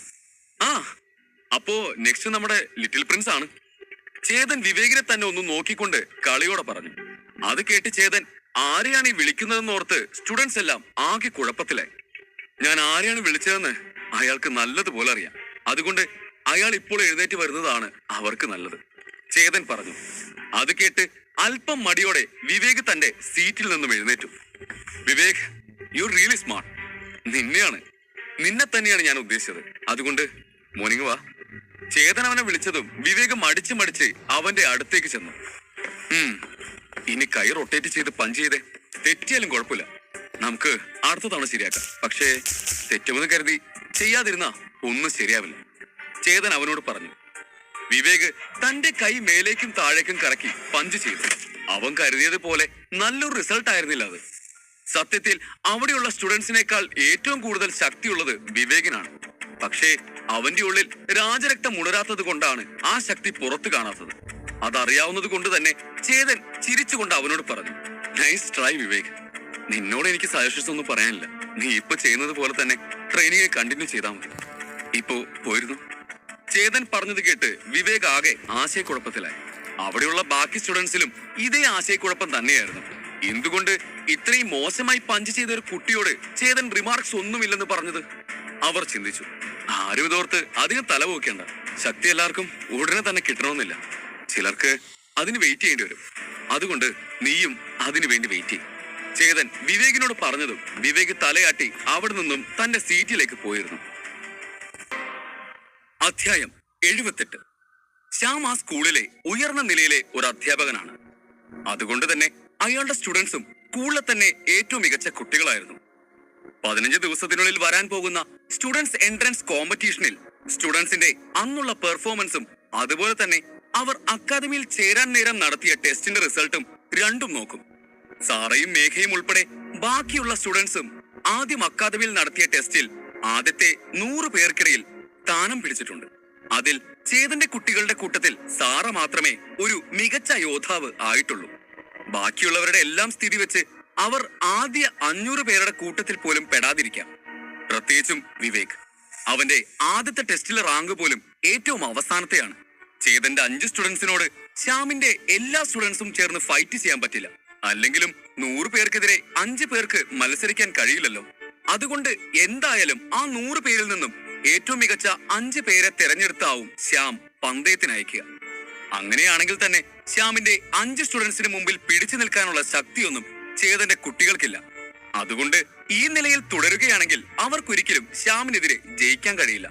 അതുമാത്രവുമല്ല, ശ്യാമിന്റെ സ്റ്റുഡൻസിൽ ചിലർ ഡോൺ 2 സ്റ്റേജിലുള്ളവരാണ്. അവരൊക്കെയാണ് ചേതന്റെ കുട്ടികൾക്ക് നേരെ വരുന്നതെങ്കിൽ അവർക്ക് ഒട്ടും തന്നെ പിടിച്ചു നിൽക്കാൻ കഴിയില്ല. ഇതെല്ലാം മനസ്സിലാക്കിയത് കൊണ്ടാണ് തന്റെ സ്റ്റുഡൻസിന്റെ ശക്തി വർദ്ധിപ്പിക്കാനായി ചേതൻ ആൽക്കമി യൂണിയനിലേക്ക് പോയത്. ആ നടക്കാൻ പോകുന്ന പന്തയത്തിൽ ഒരു കുട്ടിയുടെ ശാരീരിക മികവും പാണ്ഡിത്യവുമാണ് പരീക്ഷിക്കുന്നത്. എന്നാൽ ചേതൻ മാന്ത്രിക ലൈബ്രറിയുടെ സഹായത്തോടെ അവന്റെ സ്റ്റുഡൻസിന്റെ ഇപ്പോഴത്തെ നില എന്താണെന്നുള്ളത് ചെക്ക് ചെയ്യാൻ തുടങ്ങി. മേഘയുടെ കാലിപ്പോഴും ശരിയായി വരുന്നതേ ഉള്ളൂ. അതുകൊണ്ട് ഇപ്പോഴും അവൾക്ക് അവളുടെ കാലുകളിൽ അധികം ബലം പ്രയോഗിക്കാൻ കഴിയില്ല. അവളുടെ കാല് പൂർണ്ണമായും ശരിയാവണമെങ്കിൽ 2 മാസം സമയമെങ്കിലും എടുക്കും. പക്ഷേ പന്തയം 15 ദിവസങ്ങൾക്കുള്ളിൽ ആയതുകൊണ്ട് അന്നതിൽ നല്ല പെർഫോമൻസ് കാഴ്ചവെക്കാൻ കഴിയുമോ എന്നുള്ളത് സംശയമാണ്. ആനന്ദിന്റെ കാര്യത്തിലാണെങ്കിൽ അവന്റെ നഷ്ടപ്രണയത്തിന്റെ പേരിലുള്ള നിരാശ മാറി അവനിപ്പോൾ നന്നായി തന്നെ പരിശ്രമിക്കുന്നുണ്ട്. എങ്കിൽ കൂടിയും അവന്റെ ശക്തി ഇരിക്കുന്നത് ട്രൈഡന്റിലാണ്. ഈ മത്സരത്തിലാവട്ടെ ആയുധങ്ങൾ ഉപയോഗിക്കാനും കഴിയില്ല. അതുകൊണ്ട് ഇവിടെ അവൻ വീക്കായി പോയേക്കാം. അങ്ങനെയെങ്കിൽ എങ്ങനെയും ആനന്ദിന്റെ ഫിസ്റ്റ് ഫൈറ്റിംഗിലുള്ള ശക്തി വർദ്ധിപ്പിക്കേണ്ടിയിരിക്കുന്നു. ഋഷിയുടെ കാര്യത്തിലാവട്ടെ അവന്റെ കൈ ഇപ്പോഴും പൂർണ്ണമായി ശരിയായിട്ടില്ല. മാന്ത്രിക ലൈബ്രറി പറഞ്ഞതനുസരിച്ചാണെങ്കിൽ അവന്റെ കൈ ശരിയാവാൻ ഇനിയും 15 ദിവസങ്ങൾ എടുക്കും. ചേതൻ ഇതെല്ലാം ആലോചിച്ചിട്ട് ആകെ തല പെരുക്കുന്നത് പോലെ തോന്നി. ശരിയായ പരിശീലനം കൊടുത്താൽ തന്റെ കുട്ടികളുടെ അവസ്ഥ മെച്ചപ്പെടുത്തിയെടുത്ത് അവരെ ശക്തരാക്കാൻ കഴിയുമെന്ന് ചേതൻ ഉറപ്പുണ്ടെങ്കിലും അത് വെറും 15 ദിവസം കൊണ്ട് നടത്തിയെടുക്കുക എന്നത് വളരെ കഠിനമായ കാര്യമാണ്. സാറയും മേഘയും ഉൾപ്പെടെയുള്ള 5 പേർക്കും ഓരോരോ പ്രശ്നങ്ങൾ ഉണ്ടായിരുന്നു. അവരുടെ എല്ലാം പ്രശ്നങ്ങൾ മാറ്റാനുള്ള പരിഹാരം ചേതൻ അറിയാമെങ്കിലും ഇത്രയും ചുരുങ്ങിയ കാലത്തിനുള്ളിൽ അവരെ മുഴുവനായി ഭേദപ്പെടുത്തുക എന്നത് ചേതന്റെ കയ്യിൽ നിൽക്കുന്ന കാര്യമല്ല. അവന് മാന്ത്രിക ലൈബ്രറിയുടെ സഹായത്തോടെ എല്ലാവരുടെയും കുറവുകൾ കാണാൻ കഴിഞ്ഞിരുന്നുവെങ്കിലും അത് പരിഹരിക്കാനുള്ള ശരിയായ വഴിയൊന്നും അതിലുണ്ടായിരുന്നില്ല. ഈ വിവരങ്ങളൊക്കെ ഉൾക്കൊള്ളുന്ന എണ്ണമറ്റ പുസ്തകങ്ങൾ വായിച്ച് അത് തന്റെ ഉള്ളിലെ മാന്ത്രിക ലൈബ്രറിയിൽ പതിപ്പിച്ചതിന് ശേഷം മാത്രമാണ് ചേതൻ ആ കുറവുകൾ മാറ്റാനുള്ള വഴികൾ അറിയാൻ സാധിച്ചത്. അതുകൊണ്ട് തന്നെ ചേതൻ വായിക്കുന്ന പുസ്തകങ്ങളുടെ നിലവാരം അനുസരിച്ചിരിക്കും അവന് ലൈബ്രറി പറഞ്ഞു കൊടുക്കുന്ന പരിഹാരങ്ങളും. ചേതന് തന്റെ കുട്ടികളുടെ പ്രശ്നങ്ങൾ പരിഹരിക്കാൻ ഈ 15 ദിവസങ്ങൾ കൊണ്ട് സാധിക്കില്ല. അതുകൊണ്ട് അവൻ എങ്ങനെ ഇത്രയും ദിവസങ്ങൾ കൊണ്ട് അവരുടെ ശക്തികൾ വർദ്ധിപ്പിക്കാം എന്നതിനെ കുറിച്ച് ചിന്തിച്ചു. മാന്ത്രിക ലൈബ്രറി ചേതന് ലെവലപ്പ് ചെയ്യാനായി പറഞ്ഞു കൊടുത്ത മെഡിറ്റേഷൻ ടെക്നിക്ക് ഉപയോഗിച്ചാൽ പെട്ടെന്ന് തന്നെ അവരുടെ ശക്തി വർദ്ധിപ്പിക്കാൻ കഴിയുമെങ്കിലും ആ ടെക്നിക്കുകൾ രഹസ്യമായി സൂക്ഷിക്കണമെന്ന് അവൻ അറിയാം. കാരണം മാന്ത്രിക ലൈബ്രറിയെയും അതിന്റെ ശക്തിയെയും കുറിച്ചുള്ള വിവരങ്ങൾ ജനങ്ങൾ അറിഞ്ഞാൽ അത് പിന്നീട് ചേതന് വലിയ പ്രശ്നമായി മാറും. ഇതിനെക്കുറിച്ചുള്ള സത്യങ്ങൾ അറിഞ്ഞാൽ ആളുകൾ അവനെ വളയും. ഓരോ പണ്ഡിതന്മാർക്കും ഓരോ വീക്ക് പോയിന്റുകൾ ഉണ്ടാവും. ഈ പോയിന്റുകൾ ഇല്ലാത്ത ആളുകളുണ്ട്. ചിലർക്കാവട്ടെ വീക്ക് പോയിന്റ്സ് ഉണ്ടെങ്കിൽ കൂടിയും അവർ തന്റെ ശക്തിയും വേഗതയും കൊണ്ട് അതിനെ മറികടക്കും. ഈ കാര്യങ്ങളെ കുറിച്ചെല്ലാം ചേതൻ നേരത്തെ തന്നെ മനസ്സിലാക്കിയിരുന്നു. ആദ്യം ആനന്ദിന് വേണ്ടി ഒരു ഫിസ്റ്റ് ഫൈറ്റിംഗ് മെത്തേഡ് കണ്ടെത്തണം. 15 ദിവസം ഉണ്ടല്ലോ, അത്രയും ദിവസം കൊണ്ട് കുറച്ചൊക്കെ അവൻ പഠിക്കും. പിന്നെ മേഘ, അവളുടെ കാലിന്റെ അക്യൂ പോയിന്റ് ഞാൻ തന്നെ തുറന്നെങ്കിലും 2 വർഷത്തിന് മേലെയായുള്ള ക്ഷതമായതുകൊണ്ട് ഭേദമാകാൻ സമയമെടുക്കും. അവളുടെ കാലുകൾക്ക് മാത്രമായി ചില പ്രത്യേക പരിശീലനം കൊടുത്താൽ ചിലപ്പോൾ കുറച്ചെങ്കിലും ഈ പ്രശ്നം പരിഹരിക്കാൻ സാധിക്കും. അതുപോലെ ഋഷിയുടെ കൈ ഭേദമാകാൻ ചില മരുന്നുകൾ കണ്ടെത്തണം. പിന്നെ സാറയുടെയും വിവേകിന്റെയും കാര്യം, അവർക്ക് ഞാൻ നേരത്തെ വിചാരിച്ചതുപോലെ തന്നെ അവരുടെ ശക്തികളെ ഉണർത്തുന്ന മരുന്നുകൾ കണ്ടെത്തി നൽകണം. ഇതെല്ലാം ഒന്ന് നടന്നു കിട്ടിയാൽ പിന്നെ ഈ പന്തയത്തിൽ ഞാൻ ജയിക്കുന്നത് തടയാൻ ആർക്കും കഴിയില്ല. ചേതൻ ചിന്തിച്ചു. ഇങ്ങനെ ചിന്തിക്കുമ്പോൾ ഇവരുടെ എല്ലാം പ്രശ്നങ്ങൾ വെറും നിസ്സാരമായി പരിഹരിക്കാൻ കഴിയുമെന്ന് തോന്നുമെങ്കിലും ഇതെല്ലാം പ്രാവർത്തികമാക്കുന്നത് അത്ര എളുപ്പമല്ല. അതിൽ തന്നെ ചേതൻ ഏറ്റവും കഷ്ടപ്പെടാൻ പോകുന്നത് ആനന്ദിന്റെ കാര്യത്തിലായിരിക്കും. ആനന്ദ് കുഞ്ഞുനാൾ മുതൽക്കേ തന്നെ ട്രൈഡന്റ് ഉപയോഗിച്ച് ഫൈറ്റ് ചെയ്യാൻ പരിശീലിച്ച കുട്ടിയാണ്. അവനെ ആയുധങ്ങൾ ഉപയോഗിക്കാതെയുള്ള യുദ്ധമുറ പഠിപ്പിക്കുന്നത് അത്ര എളുപ്പമല്ല. അതുമല്ല, അവനെ പഠിപ്പിച്ചു കൊടുക്കുന്ന പുതിയ മുറകൾ അവന്റെ ട്രൈഡന്റ് ഉപയോഗിച്ചുള്ള ഫൈറ്റ് മെത്തേഡുമായി ഇണങ്ങിപ്പോയില്ലെങ്കിൽ അതും അവനെ വിപരീതമായി ബാധിക്കും. ശക്തനായി മാറുന്നതിന് പകരം അവൻ ബലഹീനായി മാറാനും സാധ്യതയുണ്ട്. ആകെയുള്ള 15 ദിവസങ്ങൾ കൊണ്ട് ഈ പുതിയ മുറകളെ അവൻ മുന്നേ പഠിച്ചിരുന്ന മുറകളുമായി കൂട്ടിച്ചേർക്കുന്നത് അത്ര എളുപ്പമുള്ള കാര്യമല്ല. അതിപ്പോ ചെയ്യുന്നത് ചേതനാണെങ്കിലും ശരി, ഒരു എസ് ലെവൽ അധ്യാപകനാണെങ്കിലും ശരി. പിന്നെ സാറയുടെ പ്രശ്നത്തിന് പൂർണ്ണമായ ഒരു പരിഹാരം കിട്ടണമെങ്കിൽ അഡ്വാൻസ്ഡ് ലൈബ്രറിയിലെ പുസ്തകങ്ങൾ ചേതൻ കൈക്കലാക്കണം.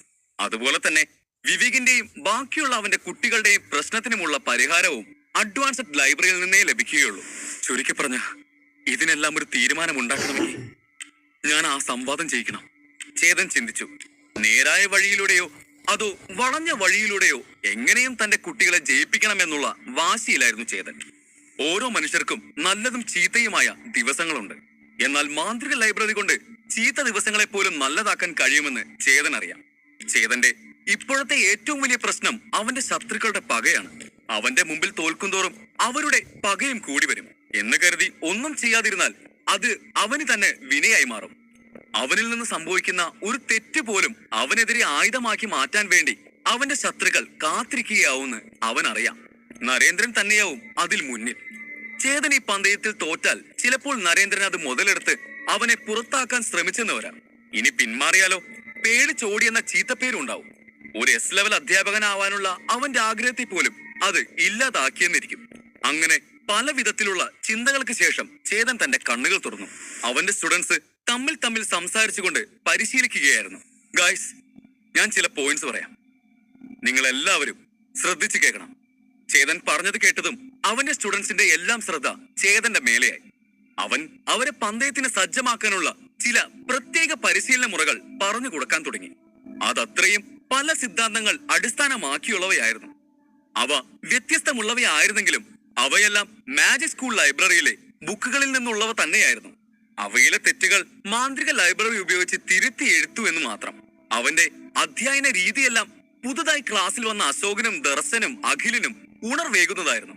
തങ്ങളെ ഇതുവരെ പഠിപ്പിച്ച അധ്യാപകരിൽ നിന്നും ചേതൻ മികച്ചു നിൽക്കുന്നത് കണ്ട് മൂവരും വല്ലാത്ത സന്തോഷത്തിലായിരുന്നു. അവർ കൗതുകത്തോടെ ചേതൻ പഠിപ്പിക്കുന്നത് നോക്കി നിന്നു.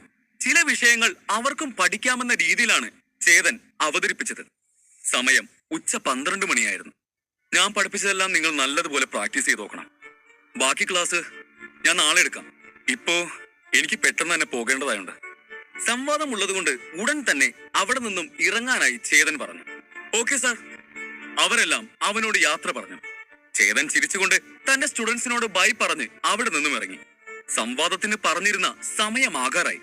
അതുകൊണ്ട് തന്നെ അവന് വേഗം അവിടേക്ക് ചെല്ലണമായിരുന്നു. സമയം ആർക്കു വേണ്ടിയും കാത്തു നിൽക്കില്ലല്ലോ. സംവാദത്തിന് പങ്കെടുക്കേണ്ടത് തന്റെ ആവശ്യമായതുകൊണ്ട് അവർ പറഞ്ഞ അതേ സമയത്ത് തന്നെ അവിടെ എത്തിച്ചേരേണ്ട കടമയും ചേതനുണ്ട്. അവൻ വേഗം സ്കൂളിൽ നിന്നും ആൽക്കമി യൂണിയൻ ലക്ഷ്യമാക്കി നടന്നു. അവിടെ എത്തിയതും അവൻ ആദ്യം തന്നെ ശ്രുതിയെ കണ്ടു. അവൾ ചേതനെ സന്തോഷത്തോടെ അവിടേക്ക് വരവേറ്റു. നേരത്തെ അവൾക്കുണ്ടായിരുന്ന വെറുപ്പിപ്പോ ബഹുമാനമായി മാറിയിരുന്നു. അതുമല്ല, ഇനി അവനെ അത്ര ഇഷ്ടമല്ലെങ്കിൽ കൂടിയും ഒരു അസിസ്റ്റന്റ് ആയിരിക്കുന്ന അവനെ അവൾക്ക് വെറുപ്പിക്കാൻ പറ്റില്ലല്ലോ. സാറിനോട് ഇവിടെ വെയിറ്റ് ചെയ്യാൻ പറഞ്ഞു. 10 ആൽക്കിമിസ്റ്റുകളും വന്നിട്ടുണ്ട്. അതുകൊണ്ട് സംവാദം എപ്പോ വേണേലും തുടങ്ങാം, ശ്രുതി അവനോട് പറഞ്ഞു. പിന്നെ എന്തോ ഓർമ്മ വന്നതുപോലെ അവൾ വീണ്ടും ചേതന് നേരെ തിരിഞ്ഞു. സാറിന് ഇനി സംവാദത്തിൽ നിന്ന് പിന്മാറാൻ തോന്നുന്നുണ്ടെങ്കിൽ അത് തുടങ്ങുന്നതിന് മുമ്പ് എപ്പോ വേണമെങ്കിലും ആവാൻ കേട്ടോ. ചേതൻ അവൾ പറഞ്ഞത് കേട്ട് ഒന്ന് തലയാട്ടി. എന്നിട്ട് ക്യാൻസൽ ഒന്നും ചെയ്യണ്ട, വേഗം സ്റ്റാർട്ട് ചെയ്യാൻ പറ എന്ന് പറഞ്ഞു. പ്രാക്ടിക്കലൊക്കെ പഠിച്ച് ഒരു ശരിയായ ആൽക്കമിസ്റ്റായി മാറാൻ ഒരുപാട് സമയമെടുക്കും. അതുകൊണ്ട് അവന്റെ മുമ്പിലെ ഏക മാർഗം ഇതായിരുന്നു. ശ്രുതി അവന്റെ മറുപടി കേട്ട് ഒന്ന് തലയാട്ടി. ശരി, ഈ വഴിയിലൂടെ വാ എന്ന് പറഞ്ഞ് അവൾ മുന്നേ നടന്നു. അവൾക്ക് പിന്നാലെ ചേതനും. അവളുടെ പിന്നാലെ കുറച്ച് മുൻപോട്ട് ചെന്നതും ഒരു വലിയ ഹാളിന്റെ നടുവിലായ ഒരു വലിയ മണ്ഡപം കണ്ടു. അതിൽ 10 കസേരകൾ ഇട്ടിരുന്നു. ആ കസേരകൾക്ക് പിന്നിലായി സ്ഥാപിച്ചിരുന്ന റാന്തലുകളിൽ തീ കത്തുന്നുണ്ടായിരുന്നു. അവിടെ പറയുന്ന സിദ്ധാന്തങ്ങൾ ശരിയാണോ തെറ്റാണോ എന്നുള്ളത് അവർ അപ്പോ തന്നെ വിലയിരുത്തുമായിരുന്നു. ആ ശബ്ദം കേട്ടതും ചേതനും ശ്രുതിയും തിരിഞ്ഞു നോക്കി. ആ ചേത, നീ വന്നോ? നിനക്കിനിയും സമയമുണ്ട്. ക്യാൻസൽ ചെയ്യണമെന്നുണ്ടെങ്കിൽ അത് ചെയ്തിട്ട് പൊക്കോ. നീ പേടിക്കണ്ട, നിനക്ക് കഴിവുള്ളത് കൊണ്ട് നിന്നെ ഞാൻ എന്റെ ശിഷ്യനായി ചേർക്കാം. പിന്നെ ഒരു 6 മാസം കൊണ്ട് നിന്നെ ആൽക്കിമിസ്റ്റ് ആക്കുന്ന കാര്യം ഞാൻ ഏറ്റു എന്ന് പറഞ്ഞുകൊണ്ട് ജിജേഷ് കതക് തുറന്ന് അവിടേക്ക് വന്നു. ജിജേഷിന്റെ ശബ്ദത്തിൽ ചേതന്റെ മേലെയുള്ള കെയറും അവന് ഉപയോഗിച്ച് അറിയപ്പെടുന്ന ഒരാളായി മാറണമെന്നുള്ള അത്യാഗ്രഹവും ഉണ്ടായിരുന്നു. സംഭവത്തിൽ ചേതന് ജയിക്കാൻ കഴിയില്ലെന്ന് അയാൾ വിശ്വസിച്ചിരുന്നു. സാറിന്റെ ഓഫറിന് ഒരുപാട് നന്ദി. പക്ഷേ 6 മാസമൊക്കെ അല്പം കൂടുതലാണ്. നമുക്കതുകൊണ്ട് സംവാദം തന്നെ നടത്താം. ചേതൻ ചിരിച്ചുകൊണ്ട് പറഞ്ഞു. ഇവനിത്തിരി കഴിവുണ്ടെന്ന് ഓർത്തപ്പോ അതിനൊപ്പം തന്നെ അഹങ്കാരവും അല്പം കൂടുതലാണെന്ന് തോന്നുന്നു. ആളുകൾ വർഷങ്ങളെടുത്താണ് ആൽക്കിമിസ്റ്റ് ആവുന്നത്. അപ്പോഴാണ് അവൻ 6 മാസം പോലും പറ്റാത്തത്. ജിജേഷ് ചിന്തിച്ചു. എന്നാ ശരി, ജിജേഷ് കടുപ്പത്തിൽ പറഞ്ഞു. ജിജേഷിനെ സംബന്ധിച്ചിടത്തോളം ചേതൻ ഇപ്പോഴും ചെറുപ്പമാണ്. അതുകൊണ്ടാണ് അവന് കാര്യങ്ങളുടെ ഗൗരവം മനസ്സിലാകാത്തതെന്ന് അയാൾ കരുതി.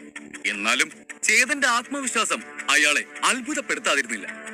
ഈ ആത്മവിശ്വാസം കൊണ്ട് അവൻ സംവാദത്തിൽ എന്താവും ചെയ്യാൻ പോവുക എന്ന് കാണാൻ കാത്തിരിക്കുകയായിരുന്നു അയാളും ശ്രുതിയും അവിടെ കൂടിയിരുന്ന മറ്റെല്ലാവരും.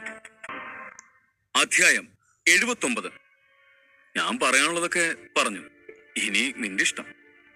സംവാദത്തിൽ നിന്നും ചേതൻ പിന്മാറില്ലെന്ന് മനസ്സിലായ ജിജേഷ് അവനോട് ഇഷ്ടക്കുറവോടെ മറുപടി നൽകി. എന്നിട്ട് അയാൾ നേരെ തിരിഞ്ഞു നിന്ന് ഉച്ചത്തിൽ പറഞ്ഞു. കാൻഡിഡേറ്റ് തയ്യാറാണ്, നിങ്ങളും കൂടെ വന്നോളൂ. അത് കേട്ടതും 40-45 വയസ്സ് പ്രായം തോന്നിക്കുന്ന ആൽക്കിമിസ്റ്റുകൾ അവിടേക്ക് വന്നു. അതിലെ ഏറ്റവും പ്രായം കുറഞ്ഞ ആൽക്കിമിസ്റ്റിന്റെ വയസ്സ് 40 ആയിരുന്നു. ആ വന്നവരിൽ ജിജേഷിന്റെ അനുജൻ ജിനേഷും ഉണ്ടായിരുന്നു. അവരെല്ലാം ഒരേപോലെയുള്ള കോട്ടായിരുന്നു ധരിച്ചിരുന്നത്. അത് ആൽക്കിമിസ്റ്റുകൾക്ക് വേണ്ടി പ്രത്യേകം തയ്യാറാക്കിയ യൂണിഫോം ആയിരുന്നു. ജിനേഷിന്റെ പോക്കറ്റിൽ അയാളുടെ പേരെഴുതിയ ബാഡ്ജ് ഉണ്ടായിരുന്നു. അതിനു മീതെയായി ഒരു നക്ഷത്രവും. അത് അവരുടെ ലെവലുകളെ സൂചിപ്പിക്കുന്ന അടയാളമാണ്. സാധാരണ ഒരു നക്ഷത്രമുള്ള, അതായത് ലോ ലെവലിലുള്ള ആൽക്കിമിസ്റ്റ് എക്സാം എഴുതുമ്പോൾ അത് നോക്കുന്നത് 2 നക്ഷത്രമുള്ള ആൽക്കിമിസ്റ്റുകളാണ്. എന്നാൽ ഇവിടെ ചേതൻ പ്രാക്ടിക്കൽ ടെസ്റ്റ് ഒന്നും എടുക്കാതെ വെറും തിയറിയിലൂടെ മാത്രം ആൽക്കിമിസ്റ്റ് ആകാൻ ശ്രമിക്കുന്നത് കൊണ്ട് ആ സംവാദം നടത്താൻ ഒരു നക്ഷത്രമുള്ള ആൽക്കിമിസ്റ്റ് തന്നെ ധാരാളമായിരുന്നു. അത് മാത്രവുമല്ല, ഇവിടെ നടക്കാൻ പോകുന്ന സംവാദമെല്ലാം ജിജേഷ് ആർട്ടിഫാക്റ്റിന്റെ സഹായത്തോടെ റെക്കോർഡ് ചെയ്യുന്നുണ്ട്. അതുകൊണ്ട് മേലധികാരികൾക്ക് ആ റെക്കോർഡിംഗ് കണ്ട് അവിടെ നടന്നതെല്ലാം വിലയിരുത്താൻ അവർക്ക് കഴിയും. അതിലൂടെ ഏതെങ്കിലും ആൽക്കിമിസ്റ്റ് കാൻഡിഡേറ്റിനെ സഹായിക്കുന്നുണ്ടോ എന്നും അവർക്കറിയാൻ കഴിയും. ഈ സംവാദത്തിൽ അവിടെ എത്തിയിരിക്കുന്നവരിൽ ആരും തന്നെ എളുപ്പമുള്ള ചോദ്യങ്ങൾ ചോദിക്കാനോ ചേതനെ സഹായിക്കാനോ തയ്യാറായിരുന്നില്ല. അവരെ സംബന്ധിച്ചിടത്തോളം അവർക്കാർക്കും ചേതനെ അറിയുകയുമില്ല. അവൻ അവരുടെ ആരുടെയും ബന്ധവുമായിരുന്നില്ല. അങ്ങനെയുള്ള അവർ എന്തിന് ചേതനെ സഹായിക്കണം? അതുമല്ല, ചേതന് വലിയ ബാക്ക്ഗ്രൗണ്ട് ഒന്നും ഇല്ലാത്തത് കൊണ്ട് ഈ സംവാദം വളരെ കഠിനമായിരിക്കണമെന്ന് 10 ആൽക്കിമിസ്റ്റുകളും ഒരുപോലെ തന്നെ തീരുമാനിച്ചിരുന്നു. അവനെ വെറുമൊരു കീടത്തെ പോലെയാണ് നോക്കിയത്. 10 പേരും അവർക്ക് കൊടുത്തിരുന്ന സീറ്റിലിരുന്നു. യൂണിയൻ ഹെഡ് ആരാണ് എന്ന് സംവാദത്തിനായി നോമിനേറ്റ് ചെയ്യപ്പെട്ട വ്യക്തി? ഒരു പ്രായമായ ആൽക്കിമിസ്റ്റ് ചുമച്ചുകൊണ്ട് ചോദിച്ചു. Good afternoon everyone. സോ ഇതാണ് സംവാദം ആവശ്യപ്പെട്ട വ്യക്തി. യൂണിയൻ ഹെഡ് ജിജേഷ് അവിടെ ഇരുന്നവരെ എല്ലാവരെയും നോക്കി പറഞ്ഞതിന് ശേഷം ചേതന്റെ നേരെ കൈ കാണിച്ചു. ചേതനെ കണ്ടതും അവിടെ ഇരുന്നവരുടെ എല്ലാം കണ്ണുകൾ മിഴിഞ്ഞു. ആ കൂട്ടത്തിൽ ആകെ ഒരു റിയാക്ഷനും ഇല്ലാതെ ഇരുന്നിരുന്നത് ജിനേഷ് മാത്രമാണ്. കാരണം ജിനേഷിന് ചേതനെ നേരത്തെ അറിയാമല്ലോ. അപ്പോ പിന്നെയും ഞെട്ടേണ്ട ആവശ്യമില്ലല്ലോ. എന്നാൽ മറ്റുള്ളവരെല്ലാം ചേതനെ കണ്ട് ആകെ അത്ഭുതത്തിലായിരുന്നു. ഇവനെ കാണാൻ ഒരു ചെറിയ പയ്യനെ പോലുണ്ടല്ലോ. നിങ്ങൾ കാര്യമായി തന്നെയാണോ ഈ പറയുന്നത്? അതോ ഒരു കാര്യവുമില്ലാതെ ഞങ്ങളുടെ ടൈം വേസ്റ്റ് ആക്കാൻ വിളിച്ചു വരുത്തിയതാണോ? ആ മുതിർന്ന ആൽക്കിമിസ്റ്റ് ദേഷ്യത്തോടെ ചോദിച്ചു. അവിടെ മരുന്നുണ്ടാക്കുന്നത് വീഞ്ഞുണ്ടാക്കുന്നത് പോലെയായിരുന്നു. പഴകുന്തോറും അതിന്റെ ഗുണവും കൂടും. പ്രായം ഒരു പ്രശ്നമല്ല. പക്ഷേ ഒരാൾ എത്ര നാൾ പരിശീലിച്ചു എന്നതനുസരിച്ചിരിക്കും അയാൾ ഉണ്ടാക്കുന്ന മരുന്നിന്റെ ഗുണവും. ഇത്രയും ചെറിയ പ്രായമുള്ള ഒരുവനെ കൊണ്ട് എങ്ങനെ സംവാദം നടത്താൻ കഴിയും? ഇവൻ ജനിച്ചു വീണ അന്നു മുതൽ ആൽക്കമി പഠിക്കുകയാണെങ്കിൽ കൂടി അവനെ കൊണ്ട് ഈ സംവാദത്തിൽ ജയിക്കാൻ കഴിയില്ലെന്ന് അവർ വിശ്വസിച്ചു. അവരുടെ എല്ലാം ഉള്ളിൽ ചേതന്റെ കഴിവിനെ കുറിച്ചുള്ള സംശയമായിരുന്നു. ചേതന് പ്രായം കുറവാണെങ്കിലും സസ്യങ്ങളെ കുറിച്ചൊക്കെ നല്ല അറിവാണ്. ചേതനാണ് കഴിഞ്ഞ ടെസ്റ്റിൽ ഫുൾ മാർക്ക് വാങ്ങിയ അസിസ്റ്റന്റ് ആയത്. ജിജേഷ് അവരോട് പറഞ്ഞു. അതിനാ എക്സാമും ഇതും തമ്മിൽ നല്ല വ്യത്യാസമുണ്ടല്ലോ. ആ പരീക്ഷയേക്കാൾ ഇത് പല മടങ്ങ് കഠിനമായ ടെസ്റ്റാണ്. ഇതുപോലെയുള്ള ചെറിയ കുട്ടികൾക്കൊന്നും ഇത് ഹാൻഡിൽ ചെയ്യാൻ കഴിയില്ല. കുറഞ്ഞത് 40 വയസ്സ് വരെയെങ്കിലും ആൽക്കെമി പഠിച്ചവർക്ക് മാത്രമേ ഇവിടെ നടക്കുന്നത് എന്താണെന്ന് പോലും മനസ്സിലാക്കാൻ കഴിയൂ. അത് നിങ്ങൾക്കും അറിയുന്നത് കാര്യമല്ലേ? പിന്നെയും എന്തിനാ ഞങ്ങളുടെ ടൈം വേസ്റ്റ് ചെയ്യുന്നത്? മരുന്നുണ്ടാക്കുന്നത് എന്താ കുട്ടിക്കളിയാണെന്നാണ് വിചാരം? ഏതെങ്കിലും ഒരു ടെസ്റ്റ് ജയിച്ചു കഴിഞ്ഞ ഉടനെ തന്നെ ആൽക്കെമിസ്റ്റ് ആവാൻ കഴിയുമെന്ന് ആരവനോട് പറഞ്ഞത്? അവിടെ ഉണ്ടായിരുന്ന പ്രായമേറിയ ആൽക്കെമിസ്റ്റുകൾ ഉച്ചത്തിൽ ചോദിച്ചു. ഇതെല്ലാം കണ്ട ചേതനാകെ ആശയക്കുഴപ്പത്തിലായി. അവിടെ ഉണ്ടായിരുന്നവരെല്ലാം മാറി മാറി ഇത് ജിജേഷിന്റെ തെറ്റാണ് എന്ന പോലെയാണ് സംസാരിച്ചത്. ഇതുപോലെ ഒരു കുറുക്കു വഴിയിലൂടെ ഒരാൾക്ക് ആൽക്കെമിസ്റ്റ് ആവണമെന്നുണ്ടെങ്കിൽ തന്നെ അവർക്ക് അതിൻ്റെതായ ഒരു കഴിവ് വേണം. വെറും ഒരു അസിസ്റ്റന്റ് ആകാനുള്ള ടെസ്റ്റ് ജയിച്ചു എന്ന് വെച്ച് എന്തിന് ഇതുപോലെ ഒരുവന് സംവാദത്തിന് അനുവാദം കൊടുത്തു എന്നായിരുന്നു അവരെല്ലാം ചോദിച്ചത്. ഇവരെല്ലാം തമ്മി തർക്കിക്കുന്ന കണ്ട ഇവർ തന്നെ സംവാദം തുടങ്ങുന്നതിന് മുമ്പ് അത് ക്യാൻസൽ ചെയ്യുമെന്ന് തോന്നല്ലോ. എന്നെ കാണാൻ എന്താ അത്രയ്ക്ക് ചെറിയ പയ്യനെ പോലെയാണ് തോന്നുന്നത് എന്ന് ചിന്തിച്ചുകൊണ്ട് ചേതൻ തന്നെ ആകെ ഒന്ന് നോക്കി. അക്യുപോയിന്റ്സ് എല്ലാം ഓപ്പൺ ചെയ്തതുകൊണ്ട് അവനെ കാണാൻ പഴയതിനേക്കാൾ ചെറുപ്പമായിരുന്നു. അവനെ ഇപ്പൊ കണ്ട 20 വയസ്സ് പ്രായം മാത്രമേ തോന്നിക്കൂ. അവരെ പറഞ്ഞിട്ടും കാര്യമില്ല. എനിക്ക് തന്നെ എന്നെ കണ്ടിട്ട് ചെറുപ്പമായിട്ടാണ് തോന്നുന്നത്. ഈ സംവാദം ക്യാൻസലായ എന്റെ പ്ലാൻ എല്ലാം കൊളാവൂലോ എന്ന് ചിന്തിച്ച് ചേതൻ വേഗം തന്നെ തന്റെ ശബ്ദം ഉയർത്തി സംസാരിക്കാൻ തുടങ്ങി. ഹേയ് ഹേയ്, എന്നോട് സംവാദം നടത്താൻ വിളിച്ചിട്ട് ഇപ്പോൾ നിങ്ങൾ തമ്മിൽ സംവാദം നടത്തുന്ന അവസ്ഥയാണല്ലോ. ഇപ്പൊ എന്താ പ്രശ്നം? ഈ സംവാദത്തിൽ പങ്കെടുക്കാൻ എന്തെങ്കിലും ഏജ് ലിമിറ്റ് ഉണ്ടോ? ഉണ്ടെങ്കിലൊക്കെ, പക്ഷേ ഇല്ലെങ്കിൽ നിങ്ങൾ ഇങ്ങനെ എന്തിനാ അതും പറഞ്ഞ് തർക്കിക്കുന്നത്? ഞാൻ നിങ്ങൾ വിചാരിക്കുന്ന പോലെ അത്ര വിവരമില്ലാത്തവനൊന്നുമല്ല. അതുകൊണ്ട് സംവാദം സ്റ്റാർട്ട് ചെയ്തൂടെ? ചേതൻ പറഞ്ഞത് കേട്ട് അവിടെയുള്ള ആൽക്കെമിസ്റ്റുകളെല്ലാം അവനെ ദേഷ്യത്തിൽ തുറച്ചു നോക്കി. എങ്ങനെയും തന്റെ ചോദ്യങ്ങൾ കൊണ്ട് ചേതനെ കീറി മുറിക്കണമെന്ന ചിന്തയായിരുന്നു അവരെല്ലാവരിലും. ഈ സംവാദം എന്ന് പറയുന്നത് തന്നെ 10 ആൽക്കെമിസ്റ്റുകളുടെ അറിവിനോട് ഒരാൾ ഒറ്റയ്ക്ക് നിന്ന് മത്സരിക്കുന്നതാണ്. അവിടെ വന്നിരുന്ന 10 ആൽക്കെമിസ്റ്റുകളും ആ നാട്ടിൽ അറിയപ്പെടുന്നവരായിരുന്നു. അതുമാത്രവുമല്ല, അവരെല്ലാം ഉയർന്ന പൊസിഷനിലുള്ളവരാണ്. ഒരു എസ് ലെവൽ അധ്യാപകനാകാൻ ശ്രമിക്കുന്ന ഒരാളുടെ അടുത്തോ ഒരു മേലധികാരിയുടെ അടുത്ത് തോൽക്കേണ്ടി വന്നാലോ അവർക്കത്ര നാണക്കേടില്ല. പക്ഷേ വെറും ഒരു ചെറിയ പയ്യന്റെ അടുത്ത് തോറ്റാലോ അവർ പിന്നെ എങ്ങനെ മറ്റുള്ളവരെ ഫേസ് ചെയ്യും? അതുകൊണ്ടാണ് ചേതനെ കണ്ട ഉടനെ തന്നെ അവരെല്ലാം ഇങ്ങനെ റിയാക്ട് ചെയ്തത്. ചേതനെ പേടിപ്പിച്ച് അവിടെ നിന്നും സംവാദം നടത്താതെ പറഞ്ഞയക്കുകയായിരുന്നു അവരുടെ ഉദ്ദേശം. അവർ തന്റെ ആത്മവിശ്വാസം നശിപ്പിക്കാനാണ് ശ്രമിക്കുന്നതെന്ന് മനസ്സിലാക്കിയതും ചേതൻ മടിക്കാതെ തന്നെ തന്റെ ഉള്ളിൽ വന്നത് അവരോട് പറഞ്ഞു. സംവാദം തുടങ്ങാൻ യാതൊരു ഉദ്ദേശവും ഇല്ലാത്തത് പോലെയായിരുന്നു അവിടെയുള്ളവരുടെ മുഖം. പ്രശ്നം വഷളാവുന്നത് കണ്ട് ജിജേഷ് ഇടയിൽ കയറി. എല്ലാവരും ഒന്ന് ശാന്തമായിരിക്കൂ. ഇങ്ങനെ മാറി മാറി സംസാരിച്ചുകൊണ്ട് ഒന്നും സംഭവിക്കാൻ പോകുന്നില്ല. വയസ്സും വർഷവും എല്ലാം വെറും കണക്കുകൾ മാത്രമാണ്. ഇവിടെ നാം വിലയിരുത്തേണ്ടത് ഒരാളുടെ കഴിവാണ്. ജിജേഷ് പറഞ്ഞതും എല്ലാവരും ഒന്ന് ശാന്തരായി. നിങ്ങൾ എല്ലാവരും ഇവിടെ സംവാദം നടത്താനാണ് വന്നിരിക്കുന്നത്. സോ വെറുതെ സംസാരിച്ച് നേരം കളയാതെ ആരംഭിക്കാം. ജിജേഷ് അവരോട് എല്ലാവരോടുമായി പറഞ്ഞു. ഞാനെന്നാ സംവാദത്തിന്റെ റൂൾസിനെ കുറിച്ച് പറയാം. ഒരു ഗ്യാപ്പ് കിട്ടിയാൽ അവരെല്ലാം വീണ്ടും തർക്കിക്കാൻ തുടങ്ങുമെന്ന് മനസ്സിലാക്കിയതും ജിജേഷ് വേഗം തന്നെ പറയാൻ തുടങ്ങി. ഈ സംവാദം ഒരു സാധാരണ സംവാദം പോലെയല്ല. 10 ആൽക്കെമിസ്റ്റുകൾ ഒരാളോട് ചോദ്യങ്ങൾ ചോദിക്കും. നോമിനി അതിനുള്ള ഉത്തരങ്ങൾ അപ്പോൾ തന്നെ പറയണം. ചോദ്യങ്ങൾക്ക് ഉത്തരം പറയാൻ പറ്റാതെ പോയാലോ അല്ലെങ്കിൽ പറഞ്ഞുത്തരം തെറ്റാണെങ്കിലോ അവർ ഈ സംവാദത്തിൽ തോക്കും. ഇനി 2 കൂട്ടർക്കും ശരിയായ ഉത്തരം അറിയില്ലെങ്കിൽ അവർക്ക് മരുന്നുണ്ടാക്കി നോക്കാം. ആരാണോ മികച്ച മരുന്നുണ്ടാക്കുന്നത് അവർ അതിൽ ജയിക്കും.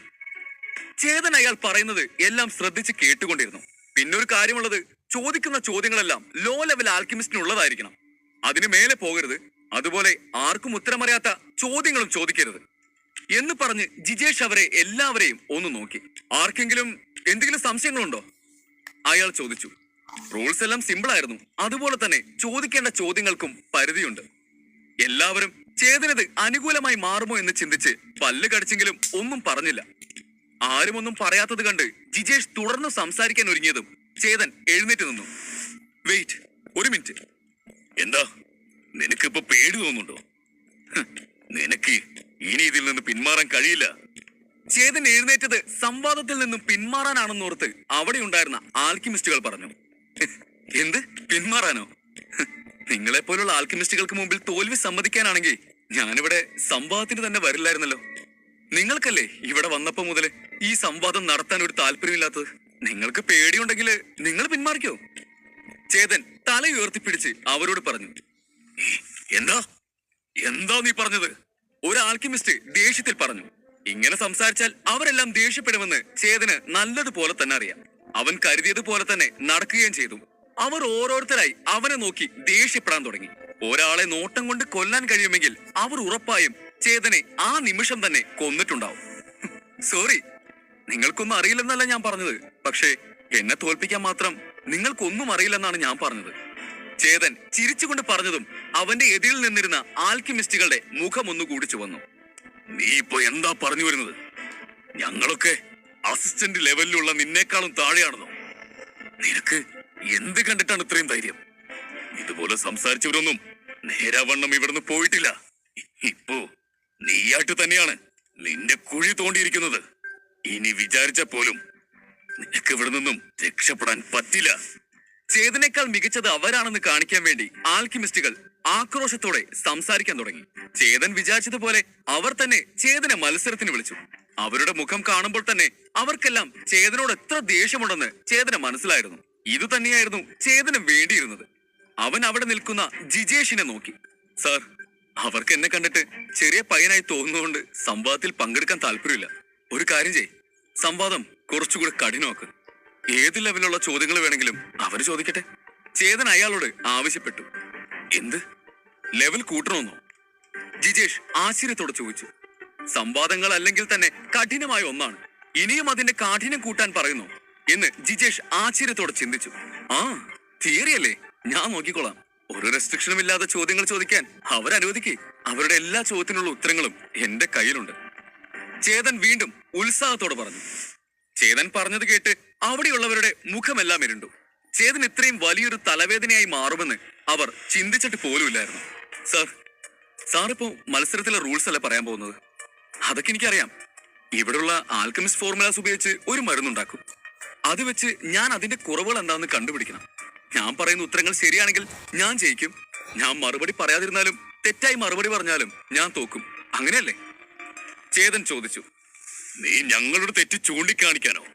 ഒരു ആൽക്കിമിസ്റ്റ് പരിഹാസത്തോടെ ചോദിച്ചു. എന്തിനാ ഇത്രയും നാടകം കളിക്കുന്നത്? ഞങ്ങൾ ആൽക്കിമിസ്റ്റുകളാണ്. ഞങ്ങൾക്ക് ഒരുപാട് മരുന്നുണ്ടാക്കാൻ അറിയാം.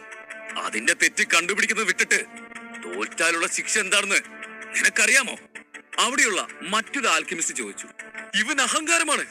ഇവൻ ജീവിതത്തിൽ ഏതെങ്കിലും ഒരു മരുന്ന് ഉണ്ടാക്കിയിട്ടുണ്ടോ? പിന്നെ എങ്ങനെയാണ് നമ്മളുടെ തെറ്റ് കണ്ടുപിടിക്കാൻ വരുന്നത്? എന്നൊക്കെ ആൽക്കെമിസ്റ്റുകളുടെ കൂട്ടത്തിൽ നിന്ന് പല ചോദ്യങ്ങളും വന്നു. അവിടെ നിന്നിരുന്ന ജിജേഷിന്റെയും ശ്രുതിയുടെയും ഉള്ളിലും ഇതേ ചോദ്യം തന്നെയായിരുന്നു. സംവാദത്തിലൂടെയാണെങ്കിൽ ഒരാൾക്ക് എത്ര കഠിനമായ ചോദ്യമാണെങ്കിലും ഏതെങ്കിലുമൊക്കെ ഒരു ഉത്തരം പറയാൻ സാധിക്കും. പക്ഷേ മരുന്ന് തയ്യാറാക്കുന്നത് അതിനേക്കാൾ കഠിനമാണ്. ഒരു മരുന്ന് തയ്യാറാക്കാൻ തന്നെ പല രീതികളുണ്ടാവും. അതൊക്കെ മനസ്സിലാക്കി അതിന്റെ തെറ്റ് കണ്ടുപിടിക്കുക അത്ര എളുപ്പമല്ല. ചേതൻ ഇതൊക്കെ എങ്ങനെയാ ചെയ്യാൻ പോകുന്നതെന്ന് അറിയാൻ എല്ലാവർക്കും ആകാംക്ഷയായി.